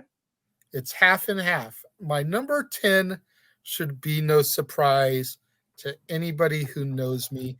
The only thing that might surprise people is why it's so low on my list. I even briefly mentioned this in our introduction when I talked about my parents telling stories of young JJ in his room in summertime. Yes. But my number 10 is the actual special that aired. John Denver and the Muppets, A Christmas Together. Okay, wait a minute. Wait. Is that a TV Guide release promo? It is, because that is the best image I could find without using a still from the show. That's tremendous. Even the stills from the show were kind of blurry because it's a legitimate TV special. It aired once in 1979 and never aired again. The only way you can find it in its entirety is on YouTube, or if you're lucky enough to score like a bootleg DVD, like I may or may not have. But, the reason it's so low on my list, with my love for the Muppets, with my love for John Denver, is because there are differences in the special from the album. And that kind of takes away from it a little bit. One of the major differences is the 12 Days of Christmas, which starts both the album and the special. They rearrange the Muppets order for some of the days. And so when you're used to hearing the album, it kind of throws you off watching the special. Okay. And then there's a sequence in there where John Denver is a toy soldier. And it's supposed to be like the big number for Miss Piggy, drama queen diva that she is. Right. It's a showstopper, and not in a good way. Like, it brings the show to a halt. Screeching halt stopper. Yeah, got it. And then it takes a minute to get back going from there. But a lot of the other classics that are on the album are performed within the special. You get John and Rolf singing Have Yourself a Merry Little Christmas, which to think that both of those men have passed now, Jim Henson performing Rolf and John Denver himself, and to hear the two of them sing that song so simply and beautifully. The Christmas Wish, which we'll all recall is my favorite Christmas song. Yes. In this special, it's a duet version with John singing part of it with Kermit. Oh, geez. As opposed to the album version, which is just Kermit. Yep. Still beautiful. Still love to hear it. I do prefer the simplicity of the just Kermit version. When you figure that, go ahead. I was going to say Christmas is Coming, that frantic rant, that the four of them just do in a loop. So cool. That's in here. And then John telling the story of the birth of Christ, of the creation of Silent Night, and all that stuff within the special, leading into, of course, We Wish You a Merry Christmas, to send everybody home. The one song from this that I actually do hear on K-Earth or Coast a couple times a season when the music starts being played on the radio. Yeah. Figgy pudding, not piggy pudding, right? That's right. Damn it, Gonzo. And if you know, you know. Yeah, do me a favor, throw that image up from TV Guide again, because I get a kick out of so many parts of that. First of all, look at Piggy. This is definitely 1970s Miss Piggy. That is not the Miss Uh-huh. Piggy we know if you grew up in the 80s, man, at Nope. all. And it's very much 70s. The whole layout of it, it's just brought to you by Dr. Pepper and DuPont. If you don't know what DuPont is and you're not a fan of that television or NASCAR racing, you are too young for this channel. Just saying. I just love it though, And of course, because you Dr. got Pepper. Dr. Teeth in the back there, then you got Rolf, Yeah. Animal, and Gonzo. You got Janice kind of staring at John like, look at that tall drink of man. You got Piggy front and center like, I do not want to be here. Then you got Fozzie and Kermit together like, this is my buddy. Yeah. Poor Piggy looks so disheveled. Like, what am I doing with these cretins? Oh my God, as Piggy do. But yeah, I love that. Brought to you by Dr. Pepper and DuPont. And again, people are going, why is DuPont so funny? If you watch the Greg Carey show we did the first week in November, we're having the same kind of moment here, because it's like the hats became a thing that episode, and it was a whole thread. We were giggling the whole time. I'm giggling now because of DuPont, and nobody else is going to get that but you and me, and me and my mom, and that's okay. Anyway, go ahead. All right. So number 9 was your number 2. Oh, wow. The SNL Christmas special. Wow. You know, I couldn't not put it on the list, but it's just one of those things where I love everything else that much more. So if this was your number 2 and my number 9, you can tell the quality I feel of the next 8 listings on my list here. Right. But I mean, you hit on the majority of the points. You know, that made my list for no other reason but for Dick in a Box and Sweaty Balls.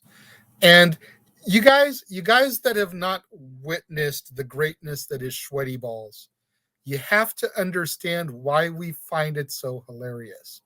Okay. Yes, it's an SNL sketch. Yes, we are seeing it transpire on television.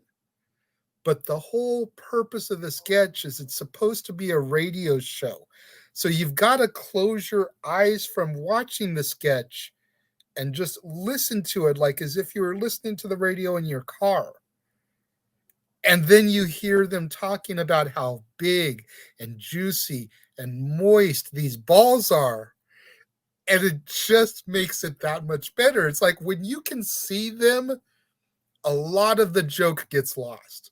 Right. I'm not saying I still don't find it funny. Not saying I still don't double over in laughter watching. Yeah. But you lose some of the comedy when you can see them physically do it.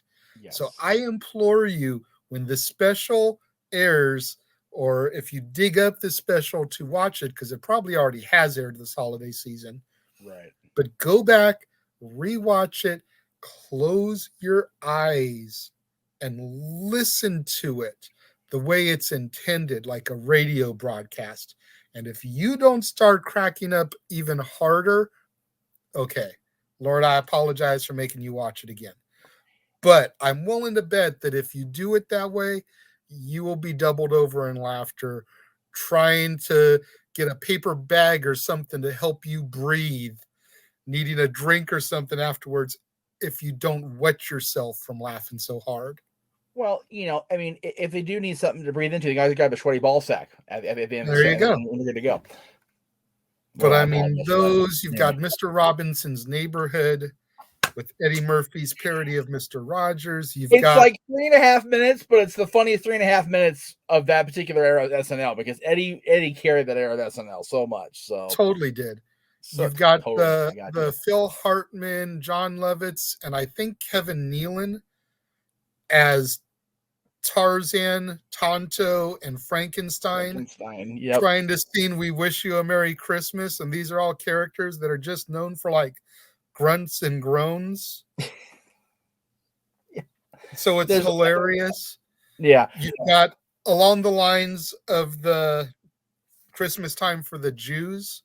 You've got the Saturday TV Funhouse where they totally make fun of the Charlie Brown Christmas. And then start going up to people, moving their arms up and down like they do in the special to fix the tree. and turning like homeless people into like GQ models and hookers into, evening gown type of wear and fancy ball gowns. It's just hilarious the way they go through and just start moving their hands and start turning people into these other glorious things. It's the Hanukkah song.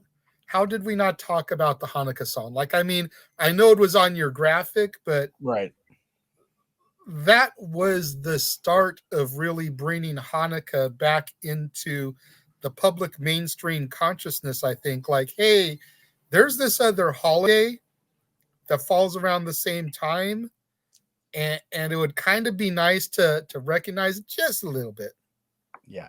And Adam and his comedic genius just does. I mean, he wrote like what 4 or 5 versions of it over the years. It was Yeah, just so funny and so it's all these people actually are in one way or the other some form of Jewish. So it was just funnier than hell.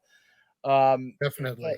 And I didn't touch on this when I was talking because I wasn't on my graphic, but along the veins of Frankenstein and Tarzan and Tonto, there was a dysfunctional family Christmas album that era of SNL did for a sketch, and just all them singing the songs that we all really want to sing at Christmas time with the families that we don't want to deal with. It's that in itself. If you look up Dana Carvey Carol the Bells on YouTube, you will find it, and you will thank me later, I promise you, because it's just ridiculously creative, funny, and rings way too true to be allowed. I'm not gonna lie.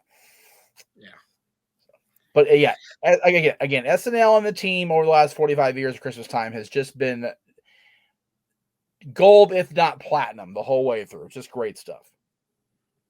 Most definitely. My number 8 might surprise you. And I'm honestly slightly surprised that you didn't have this. Okay. I don't know if maybe it was something you considered and you just scrapped, or maybe you didn't think about this at all. Okay. But my number 8 is the 2003 Tribute to the Troops. I didn't even consider the WWE special, so I'm not gonna lie. The APA versus the world's greatest tag team, Eddie Guerrero versus Chris Benoit, Cena versus The Big Show, and what really kind of started that forward momentum towards WrestleMania 20, where he'd win the U.S. title for the first time. Right. And the first in the long line of specials from the front lines, essentially.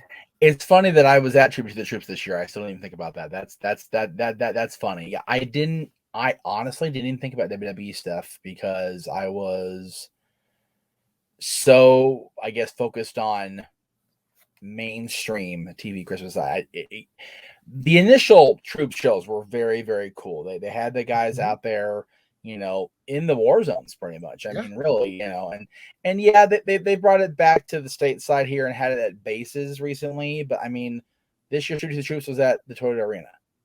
Mm-hmm. So it's like, it's definitely lost its thing. Luster, thank you, in recent years. But yeah, in its infancy, it was again another beautiful thing. And yeah, it's a lot. People look back at it very cynically and it's WWE PR. Or, you know what? Say what you will about Vince. People do all the time on my channel, whether I encourage it or not. Dude loves his country. Dude loves his troops. Dude loves the people that defend this country. We saw him and how intense he got 9/11 and the aftermath of that. This is only 2 years after that. When you think about it. So, and so many of the performers, especially of that era, especially Bradshaw, were really, really, pulling for this. Like you just alluded to, it was Bradshaw's idea. Yep. You know how patriotic The Undertaker is. Oh yeah. The Word Life DVD, Cena's first DVD, mentioned how his freestyle Here This Night was his favorite freestyle he had done at that point. Yep. So there's so much in this one episode. And again, anytime you can see Guerrero and Benoit right go at it with each other, you're seeing something special. You know, and again, I know And in a WWE few owns. months, both of them would be world champions. I'm gonna say, I know WWE owns most of the footage involving those two guys against each other. I would love. It won't happen because of what happened with Chris Benoit. I would love a high spot style compilation DVD Guerrero versus Benoit matches. That Dude, would be I epic. could pop that on any day of the week and just not leave my seat. Like Agreed. I would just be enthralled. And people tend to overlook that now because of what happened with Chris. But yeah, these guys always put on, even if it was short, always entertaining, always athletic, always a great match to watch. And you figure, this is one of their last matches, just one on one, just the two of them. So this is it's great stuff, and the whole show's great. Again, you get a Stone Cold Santa at the end with Vince, or at the beginning with Vince, which is great. Mhm. Kept the tradition alive of Steve Austin somehow interacting with Santa Claus or as Santa Claus over the years. Just like I said, the first few were really great. This one is really, really something special. Yeah.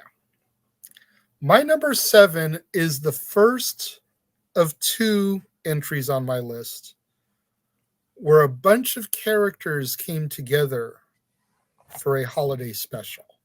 Okay. They all resided in the same world, and occasionally you'd maybe see one of them pop up in an episode of another one's cartoon. Okay.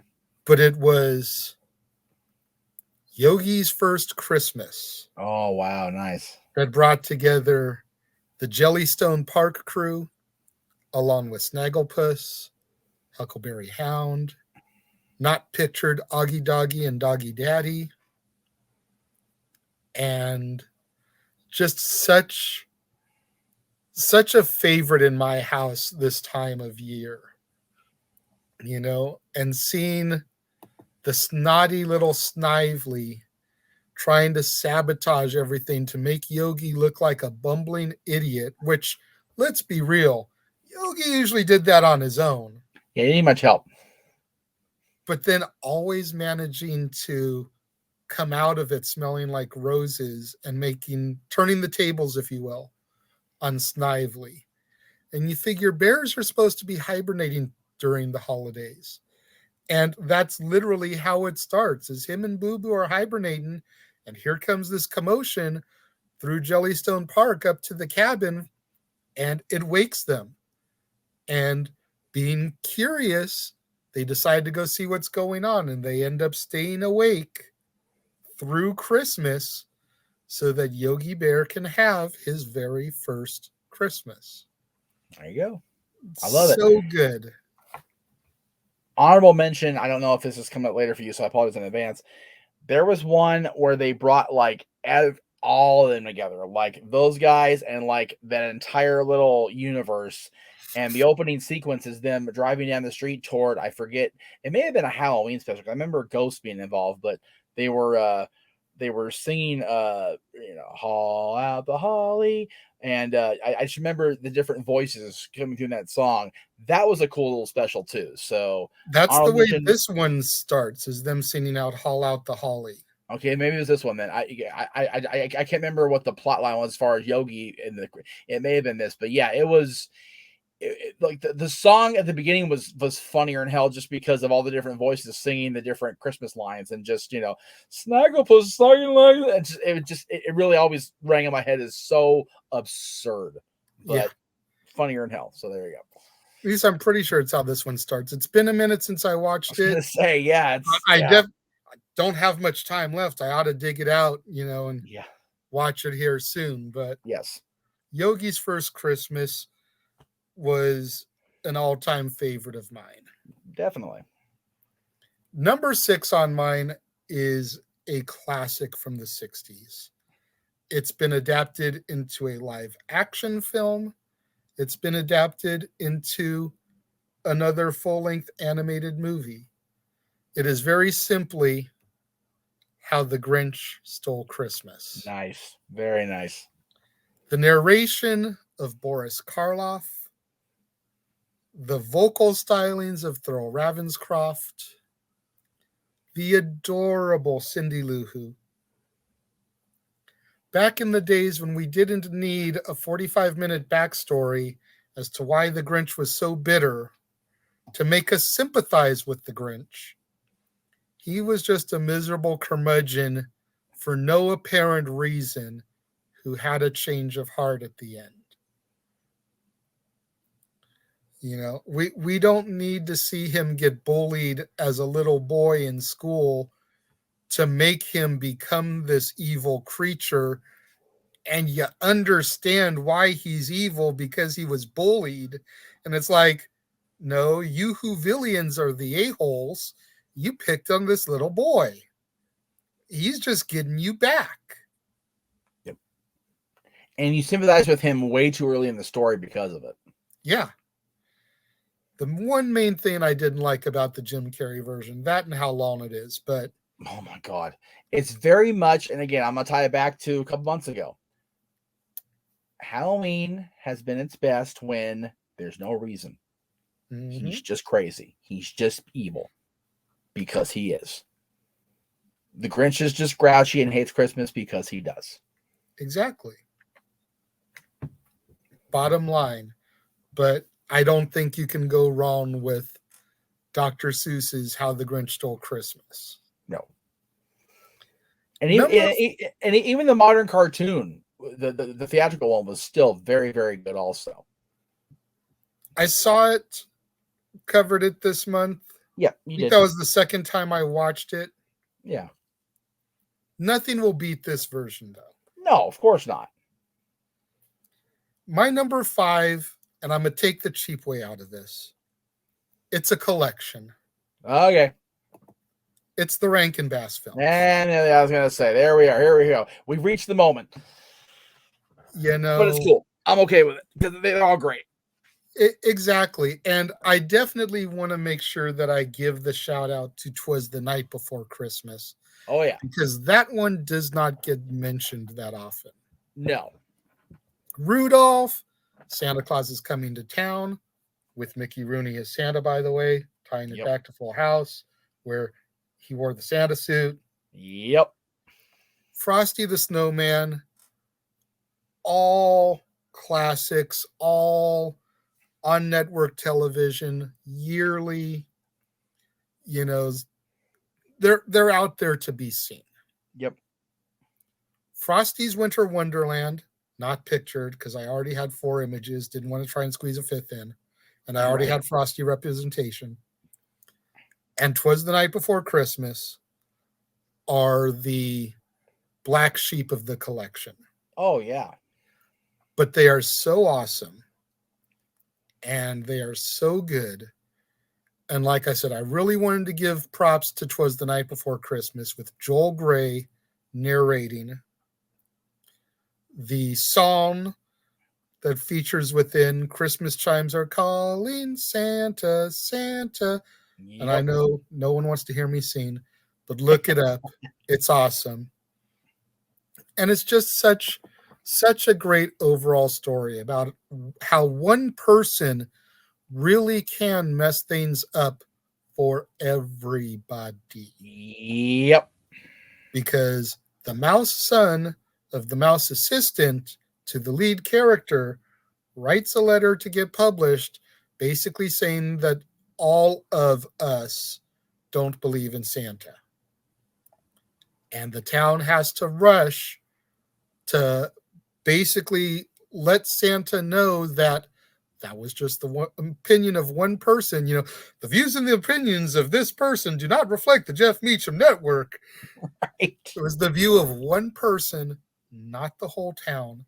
So they create this song to play when the clock chimes midnight on Christmas Eve so that Santa will hear it and come down to their town. Exactly. And it's a great little story. And if you can look it up and find it, I know it's on some collections. Right. But it does not get the yearly release, if you will, that the main ones get. Rudolph, Frosty, Santa Claus is Coming to Town, Little Drummer Boy. Number 4 on my list is the Buena Park cousin to the Anaheim native. Charlie Brown Christmas. Oh Lord. You know, we joked about it when we talked about the SNL and how they all come together and they move their hands, and that little pathetic tree that you see Charlie hanging the one ornament on turns into that big beautiful tree in the background there. But a Charlie Brown Christmas is iconic. There is no other word to use for it. And when you think that that was the mid 60s, and they were talking in that about how commercial Christmas has become. Mm-hmm. And then you flash forward, almost 60 years now, good God Almighty. And you look at where Christmas is today. You kind of got to wonder what Charles Schultz would say if he were able to create a legitimate follow-up to that in this modern age, because if it was commercial in 65, 66, whenever this was that it aired the first time, yeah, holy hell. And we always want to blame the retailers for as bad as it is. Right. We, the retail shopping public, are just as guilty. Oh yeah, without question. Black Friday specifically. Okay, definitely. Everyone is all butthurt and up in arms these days that Black Friday isn't even Friday anymore. It's now Thanksgiving Day. Stores opening at like 6 o'clock on Thanksgiving evening to start servicing the Black Friday deals. Listen, if y'all crazy, this is our one, motherfuckers, were not lined up at 8 o'clock in the morning on Thanksgiving Day and had your asses at home watching the Macy's Thanksgiving Day Parade and the football games that aired and spending time with your loved ones, the stores wouldn't feel the need to have to open on Thanksgiving Day to service you. Take your butts home, have family time, give thanks for what you have. Oh my God. Right. And then if you want to go at 11 o'clock at night, 12 o'clock in the morning, 1 in the morning, start lining up for those Black Friday deals, cool. Thanksgiving's over at that point. That's your crazy ass. Go for it, by all means. Yeah. But if you're going to be in line at 8 o'clock in the morning on Thanksgiving Day, companies are going to feel the need to have to open on Thanksgiving Day to service you. You are part of the problem, not the solution. Yeah. The views and opinions of Renegade may not be completely endorsed by the Jeff Meacham Network, but in this case, they probably are. Oh, okay. So my last long-term job that I had was Walmart. We all know this. My first night was Thanksgiving night at that location. Okay. And I was the overnight stock team, and we were called into duty because the store opened at 6 p.m. Now, I didn't have to work at 6 p.m. Thankfully, I didn't have to go until 8 because I was still technically overnight. But I had to get up when that living room was full of people that had come over to my house and joined my family to eat, including my boy, who was 8 years old at the time, and had to go to work because of shit like you just described. And I'll even go you one further. A couple years later, after I lost that job for reasons that I'm not going to get into, because for once that wasn't my fault, got hired by Kohl's. Got hired to come in Thursday night and clean up what had been the Thanksgiving night shenanigans. Like, shouldn't we not be open? Whatever. I'm not going to question it. Got paid. I was there over the course of the 3-day period between Thursday night, Thanksgiving night, and into Saturday midday. I was home maybe 5 hours because of cleanup, reorganizing, restocking, making it pretty enough again for people to deal with the next day. Mm-hmm. So every one of you that sits there and goes, "Oh, it's commercialized. It's because of the retailers." No. The retailers did it because you all cray cray. Mm-hmm. And I hate to And sound, way white and saying it like that, but it is. It's ridiculous. And again, we're not trying to get on a political high horse no, here. no, no, no, no. Beef, crying out No, loud. that's not it at all. But Charlie Brown Christmas in 1965, 66, they done warned us. And I think it's because that song is so ungodly annoying that we tune out the whole rest of the movie and don't focus on what's important. Because darn it, that song, which is not a Christmas song, it's barely even a song. I mean, really. It's like, no, shut up, play something else. I love that song. I'm and sorry. they play it every year on the Christmas rotation. It's like, it's not even a Christmas song.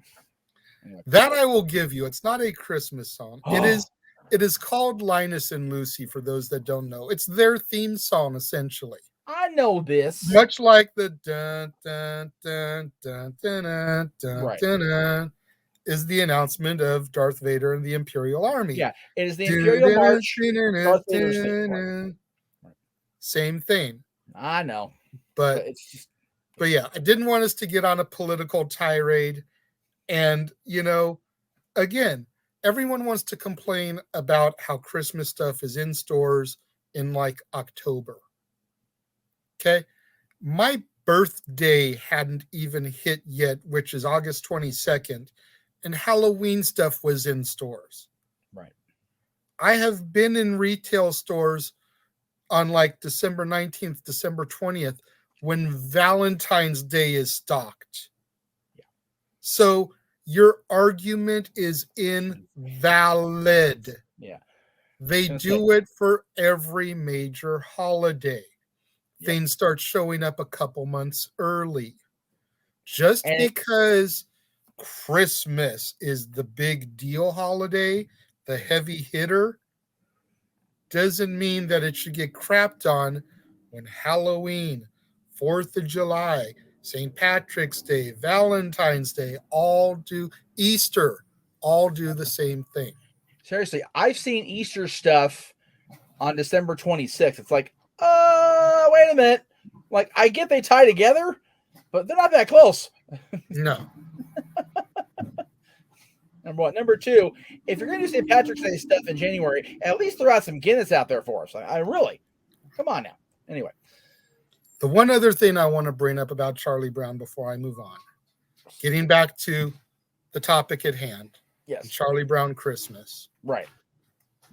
When Linus takes center stage to explain the true meaning of Christmas, if y'all have never noticed it before, I implore you to go back and just rewatch that segment.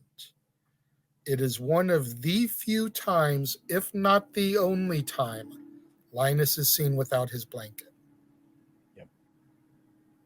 And that shows how for a reason. Yeah, I was going to say, it that was done with significance and intent.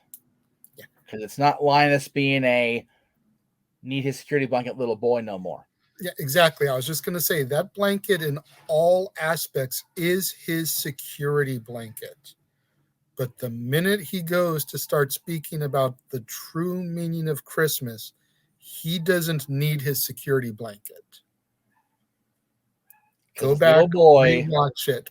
Yeah. If you have never noticed it, make note, because it is an important scene. Yeah. This little boy, however old he is, gets it. Yep. From Buena Park to Anaheim. Here we go.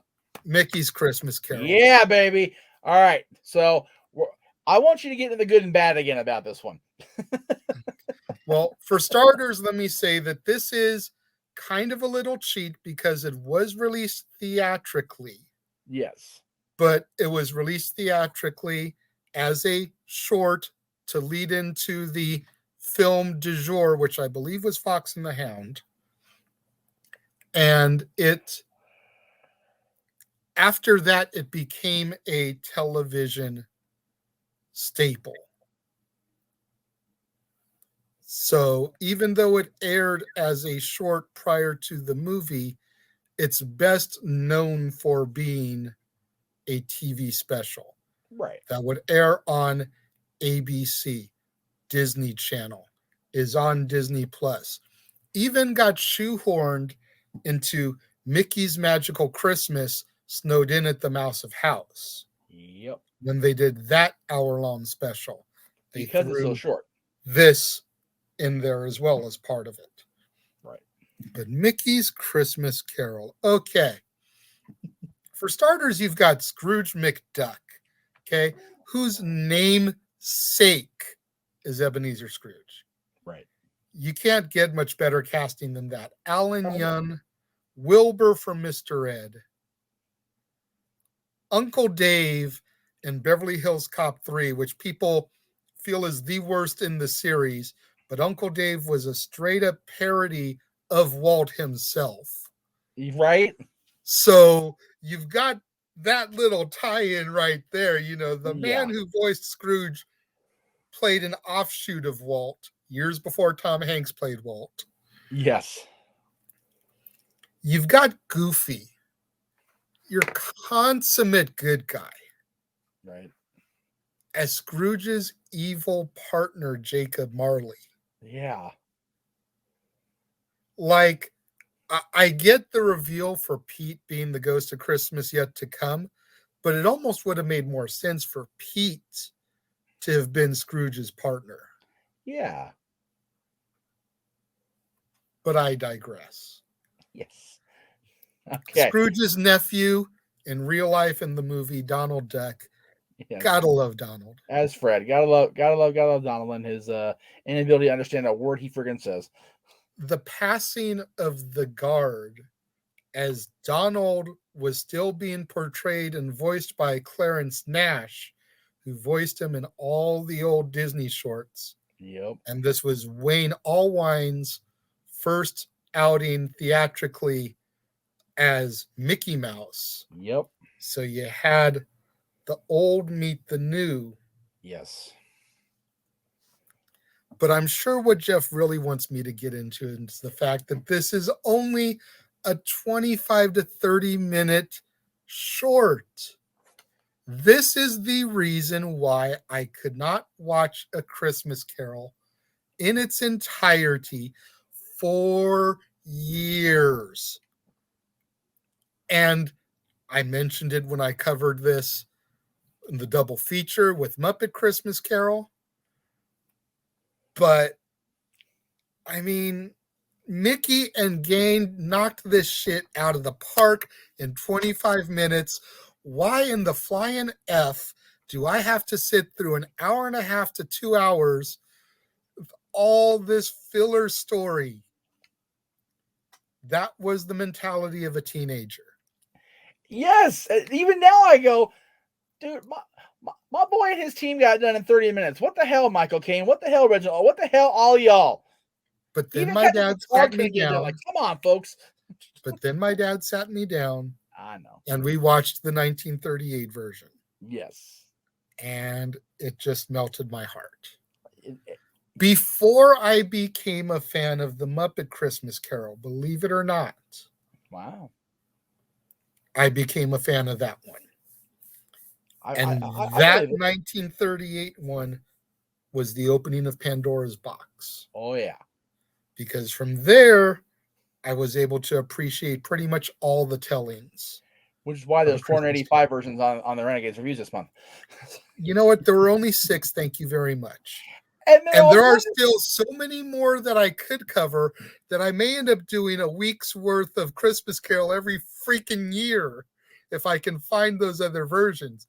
But this year, I wanted to highlight the most popular. Of course. And you know, you got the origin story of how Christmas Carol was conceived and created. And then you got Seymour Hicks, Reginald Owen, Alistair Sim, George C. Scott, Michael Caine and Mickey Mouse, and Patrick Stewart, Captain Jean-Luc Picard himself. That's right. And I love Patrick Stewart's version only because it was him going, all right, I couldn't be as much of a prick on the Enterprise. I'm going to let loose now. Here we go. Patrick Stewart was treating Cratchit the way he always wished he could have treated Wesley. Yes, thank you. And you know what? Up until recently, Will Wheaton was a dick too. He had that shit coming. So there you go. Anyway, he's a Kings fan now, so he's good by me now. There you go.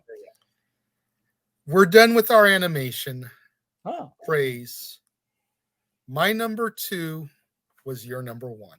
Oh, nice. The voice Look of at the look on her face, Jay. Jesus. That's why I picked it. Oh my God. I was secretly chuckling inside the fact that you had a picture of her and Santa too, because that and Florence Henderson at the pulpit are the 2 iconic moments from this episode. Yeah.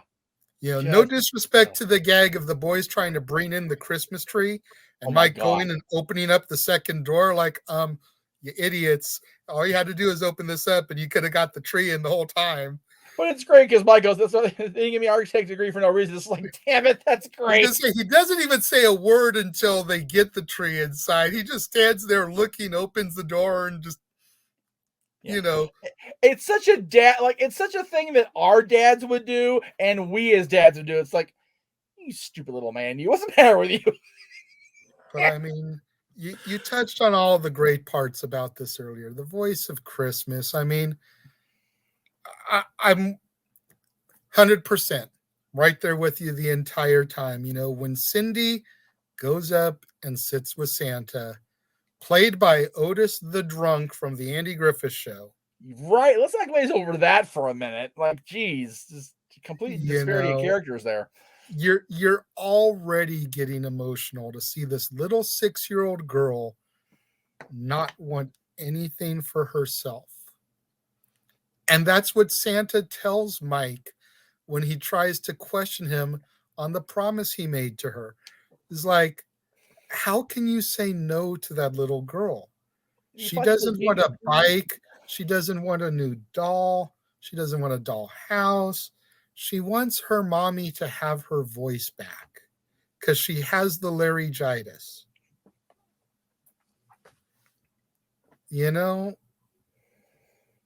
More kids, beginning with ours and going down, need to start thinking about that type of stuff.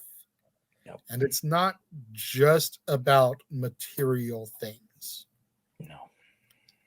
It's about goodwill toward man. We've been very blessed, you and I. And again, I haven't been around yours as long as I would have liked to, obviously. But our kids held on to the belief in the season for the longest time. And to this, I mean, I just took Dylan to Disneyland last month, and he was still, granted, he wasn't near as giddy as he was in the opening credits for that Mickey special we ran by any means, right? Because he's 13 years old now. But when he found out he was going to Disneyland during the Christmas season, he sparked right up, man. But our kids were fortunately raised by people that still get it. A lot of parents now, and again, we're not trying to get back on the soapbox here, but a lot of parents don't appreciate moments like we had with Cindy Brady here. Not only does she selflessly ask for something for her mommy and for everybody to rally together and everything, but it's just that simple belief. It's like, no, he's not a doctor. He's better. He's Santa Claus. He can do anything. It's like, man, if kids can believe, I just watched the Christmas Chronicles this year for the very first time. Finally got to watch it this year. With Kurt Russell et al. And of course, Goldie Hawn at the very end. I saw the second one too. The fact that, he's in Chicago, which is notoriously not exactly a happy-go-lucky city any time of the year, and the Christmas spirit is dwindling. He's literally watching it tick away. It's like, man, put on that Brady Bunch episode in that cell. Shit'll perk right up. Put on anything you've watched here in the last hour and 48, almost 2 hours now. Even them hardened-ass, notorious jackoffs in the cell will perk right up because that's what it's about. And like I said it, and that's why it's my number 1, your number 2. This episode is so much the kids of the world still believing in the magic of Christmas being able to do anything, even cure mommy's laryngitis for one day so she can sing at Christmas. Mm-hmm.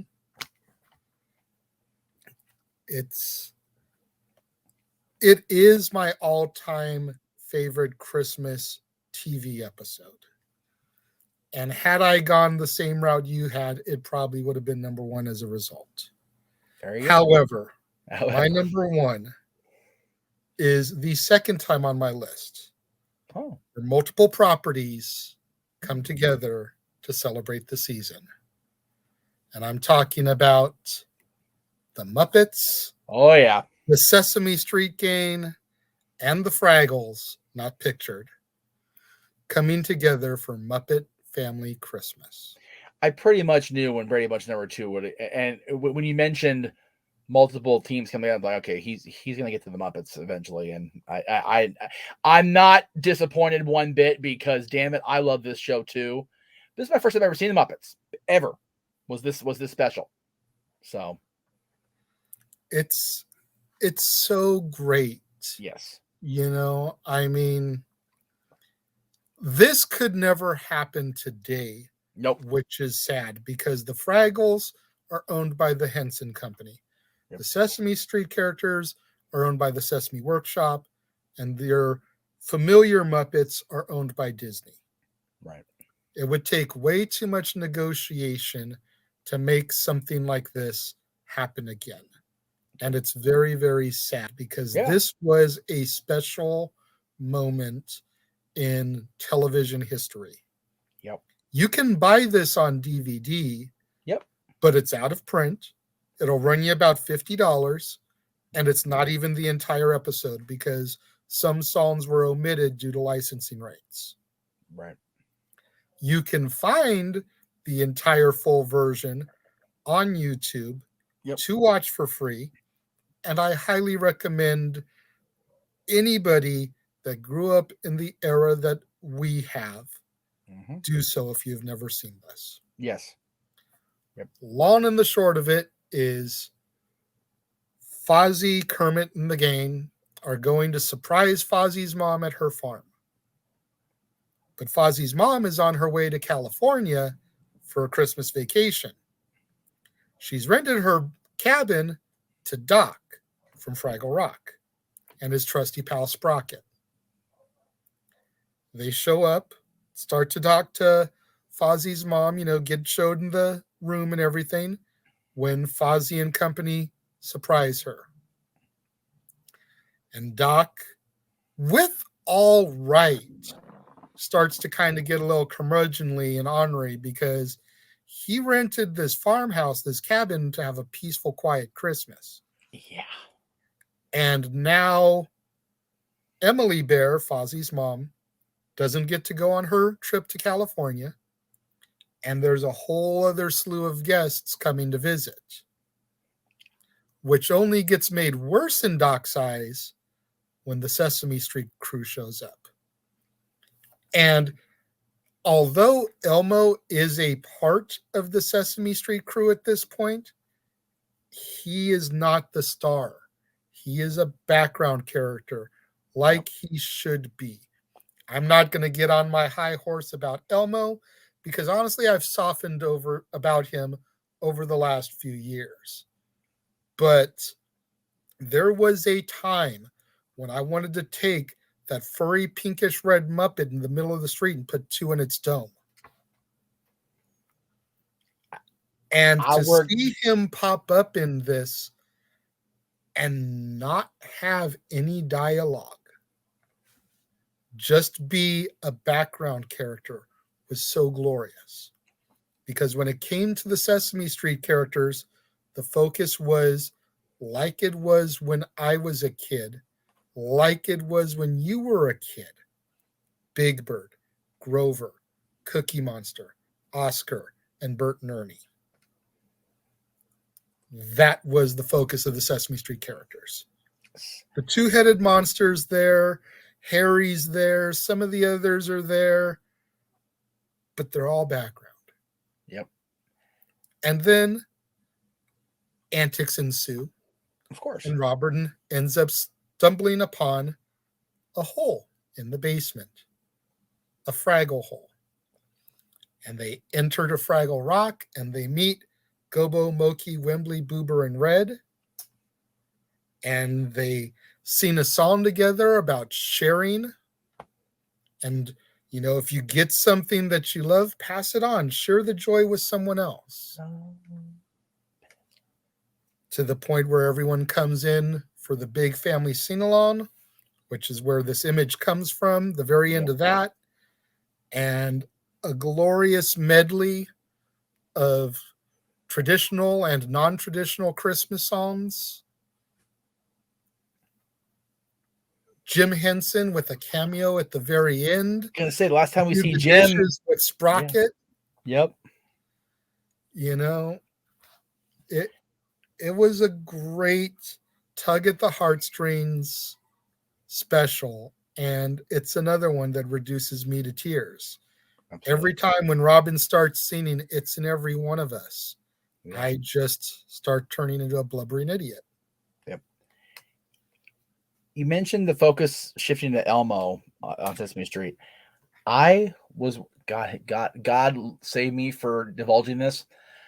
I was working at Toys R Us when Tickle Me Elmo debuted. How I survived that Christmas, I don't know to this day. You talk about trampling, rambling, babbling idiots as parents trying to get that damn doll. I think if I filed for disability, I'd have one lifetime after that holiday. People, it's crazy about this. And again, you will never find me. You'll never find me. Great English. The memory is making my English go to shit. You'll never find me completely shitting on Elmo because our kids grew up on Elmo and that era of Sesame Street, and I love that era of Sesame Street. But if you were a retail employee during that time that Tickle Me Elmo was the thing, you get a little homicidal when it comes to little red shit. So there you go. But like you said, when we were growing up and we were in our formative Sesame Street years, if you will, it was Big Bird, Bert and Ernie, Grover, Oscar, all those guys. And we see all of them here in very distinct, pronounced roles here. Like you said, same with the Muppets, it's, it is a Muppet show first and foremost. So we get all of them having their moments, but we get the Fraggles, which again, this is my first time seeing the Muppets. You figure ever, including Muppet Babies. I didn't even see Muppet Babies yet at this point. First time seeing the Fraggles because I hadn't seen the Muppets, hadn't seen the Fraggles, obviously. So I knew of Sesame Street. I was never that PBS kid growing up. I mean, this is going to sound really bad on my grandma, but I watched, Price is Right. I watched, the news. I watched Young and the Restless. To this day, I watch Young and the Restless, in honor of my grandmother. I didn't watch Mr. Rogers' Neighborhood or Sesame Street, any of that stuff. And it wasn't a reflection on the quality because my God, was the quality good of those shows back then. I just didn't watch it. So having been introduced to the Muppets, pretty much being thrown into the fat of the fire with this crazy stuff was an experience, to say the very least. And then to, watch Muppet Babies as I grew up a little bit farther along here and, seeing the Muppet movies as I went along, meeting you and being, thrown head first, balls deep into the Muppet universe because that's what we do at your house. It just, getting to the point where I love the Muppets so much that it offended me on your behalf that Hornswoggle didn't sell the Muppet shoelace gift. Little shit. So that's how much I love these damn Muppets, and it's because of you. And it starts with this special because this special, like I said, there's a couple reasons why I didn't put it on my list. Number one, I knew it'd be on your list. And I knew you'd want to gush, and I would be allowed to gush side along with you because I knew it was going to be a thing. Number two, because I wanted to really make sure that, I focused on the TV episode stuff, which is what I said. I wanted to challenge myself. Muppet Family Christmas on the list is easy peasy because it's one of the best damn things ever made ever. I said what I said. Yeah. I mean, the one downside about Muppet Family Christmas, if there is such a thing, and my longtime Muppet fanatics that know me and I've grown up with the Muppets like I have, may shoot me for this, but a little bit of the magic gets lost in this when you hear how similar some of the Sesame Street characters sound to some of the Muppet characters. Yeah. Because at the end of the day, the Muppet family in the beginning was about 5 people, became about 6 with Steve Whitmire. And yeah, there were some extracurricular, peripheral Muppeteers that were part of the team, but your core characters were always Jim Henson, Frank Oz, Dave Goelz, Jerry Nelson, Richard Hunt, and then Steve Whitmire. Right. So when you've got 100 or so characters, most of whom are voiced by 6 people in the same episode, you really start to notice how much Ernie sounds like Kermit. Yeah. You know, no how lie. much Grover sounds like Fozzie. How much Bert sounds like Piggy. It's like, wait a minute. How much Robin sounds like Gobo. Yes. No lie, Jay. So it becomes this little piece of magic that kind of gets ruined, but it's a small price to pay for the epicness that is this special and showing it to the little ones. You know, most recently, obviously, it was my niece that got introduced to this for the first time. Which is so cool. Having shown her Muppet movies, having her grow up on this generation of Sesame Street, where it's more Elmo and Rosita and Zoe and Abby. Right. And Murray. Got to give a shout out to Murray. Oh, yeah. Because she loved the crap out of Murray when he was like the host, essentially, of Sesame Street. That's awesome. But then to put her down and watch this, and that moment where the Sesame Street crew first starts coming in and seeing their faces light up, like, wait a minute, the Muppets and Sesame Street are in this together? Yeah. Oh my God. You know what I mean? Like, yeah, our little ones, they were little, Natalie like did it, and my niece did it. Yep. Like every single one of them. This is a special that transcends generations, because you figure this was 1987. Yeah. And here we are, 2021. I want to say I showed this to my niece 3 years ago when she was about 2 or 3. She's 6 now, going on 7. Jesus. So still some 20 years later, it still holds up. Yeah. It's gold. 30 years later, holy Christ. I was gonna say, almost 35. Yeah. 20 for our kids, 30 when you factor in my niece. Yeah. So, yeah, it's funny you mentioned the voice similarities, because, hand to God, I walked out of the room for a minute watching it with Dylan not too long ago, maybe a year or so ago on YouTube. And I walked back down the hall hearing this argument, and I couldn't tell if it was Bert and Ernie or Kermit and Piggy until I walked in. Oh, okay. I know it's one of those now. And Dylan was like, this is weird. I'm like, yeah, I know. I hear voices that I shouldn't be hearing in out of these mouths. Yeah, I know. That's right. We hear voices in our head. They talk to us. We understand. We shouldn't have to understand it, but we do, because we're older and we get it now. Yeah.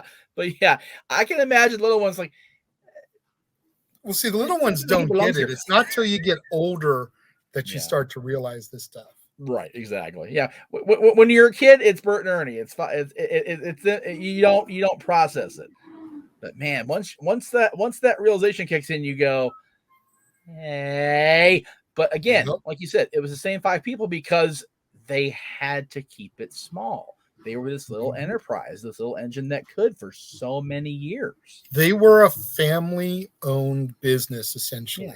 It's the Henson family. Yeah, I mean, granted, they grew and they expanded to not what you would consider a family-owned business, But at its core, it was a family business. Those 6 men, plus Jane Henson, Yep. plus, and I feel bad that I'm blanking on some of the females that worked with them. Fran Brill, I know, is Yep. one. Yep. They were brothers and sisters, man. Oh yeah. They were brothers in arms and sisters in arms. Like, they were a tight-knit group that would go to war for each other. Yeah. And it's something to admire and to aspire to. Yeah. That is our list, ladies and gentlemen. We have given you 18 different Christmas specials in the past 2 hours, 2+. As we knew it would go long. We knew it would. What do you guys think? Who had the better list? Did we forget anything? I'm sure we did, because right off the top of my head, I can think of one thing that neither one of us had. And I'm slightly surprised it didn't make your list. The lovable redhead. It's funny that you mentioned that, Jay. And I only say it's funny because I, for the longest time, did not get to see that episode of I Love Lucy because it didn't air every year like it does now. You know, they would air it, but you know, it wasn't one of those. I've always loved I Love Lucy. I've always loved the series, but it never was a, oh my gosh, they're showing this special thing, I have to see it, like I am now with things. And it certainly wasn't colorized for many, many years until very recently. And that was the episode that was colorized that started the trend of colorizing I Love Lucy, which for me, yes, it's wonderful to see Lucy as a actual redhead and see the colors that should have been. But I go back and forth on my feelings about it. That's the only reason I don't watch it every year and I don't think about it. So, in my opinion, that's the only episode that should be colorized, because you've got to get the pop of the Santa suits and the hats, and it makes her hair pop, obviously. right. Everything else needs to stay in black and white, but that one episode being in color, I am all about. It's magical. It's Christmas, so it should be. Thank you. It's the magic of Christmas. Yep. But did we forget anything else other than Lucy, which I just pointed out? Right. Let us know. If you're watching the premiere, leave your thoughts and comments way over there next to Meacham, since we switched spots for this half. As we do. If you're watching later in the day on demand, leave your thoughts and comments down here underneath us. If you're watching past sundown and you're young, go to bed. Santa's on his way. That's right. Santa's on his way. Santa will not show up until you're asleep in bed. Unless you feel like you've been a naughty boy and you don't think you're going to get anything anyway, then stay up late, whatever. You're already on Santa's S list. May as well not go to bed. But, you know, let us know what you guys think. If there's some of these that you've never seen before, you've still got about 5 or 6 hours until midnight. Yeah. Look them up. Try to find them. Hulu. The only one the only one that's not available for free on any platform, including YouTube, is the Home Improvement episode that I threw out there. At least on my list. I had to go on that cinema app that I got side-alonged into on my Fire Stick to find that episode, but it was worth every bit of searching for it. Everything else is on Hulu or something like it. So yeah, or YouTube or something. Peacock. Although the Saved by the Bell one. Yeah, the SNL Christmas, you got to find the sketches, because trying to find it all together in one piece might be up now when you're watching it, but when we're taping this, trying to find it all together is a pain in the ass. So, or maybe you own some of these in your collection and you just haven't watched them this year yet. Yep. Dig them out and enjoy them. Exactly. Merry Christmas to each and every one of you from myself over here at the Casa D18 Studios channel, from Mr. Meacham at the Jeff Meacham Network. Thank you for taking a couple hours out of your Christmas Eve to join us today. Now go back to your crazy families, grab you a frosty glass of eggnog, If you're over and of age, add that brandy to it. If you're not of age, no brandy for you. Get some hot cocoa with or without marshmallows, whichever you prefer, or a glass of warm apple cider, another holiday favorite. And I will say this. I don't know who watches the movie on Christmas Day like I feel it should be, and I know you feel it should be because you're reviewing it tomorrow. Find it in your time tomorrow amongst the family, hashtag shenanigans, wink, wink, to come back here and watch his review of, for my money, the greatest Christmas movie of all time, Miracle on 34th Street. The original, and again, I mentioned the Attenborough version earlier in the year. I love that too, but the original 1947 version is the greatest Santa movie I feel of all time, and the greatest Christmas movie of all time. So if you've watched it already this year, great. If you haven't, watch it between now and tomorrow at 6:00 Eastern, and then watch JJ's review because it's a beautiful, beautiful thing. Honestly, and I'm gonna go ahead and throw it out here before we go ahead and officially sign off. I seriously was going back and forth between Miracle and Wonderful Life. Which one should be Christmas Eve? Which one should be Christmas Day? Right. Because both movies make a very solid argument for why they should occupy the Christmas Day spot. Right. But I felt that It's a Wonderful Life is traditionally shown on Christmas Eve these days. Yes. So I went with that for the Christmas Eve movie. Yeah. Also a beautiful movie. Let me not go. I mean, again, 1A, 1B. Yeah. So thank you once again for joining us. We will see you guys on the 1st for the Jeff Meacham Network's 2nd anniversary show. Until then, again, Merry Christmas. Get you those tasty beverages. Grab you some Christmas cookies. Go give your loved ones a nice big hug because you never know how much longer you've got with them this day and age. I am the Renegade. That is Mr. Meacham. And we will see you guys next time.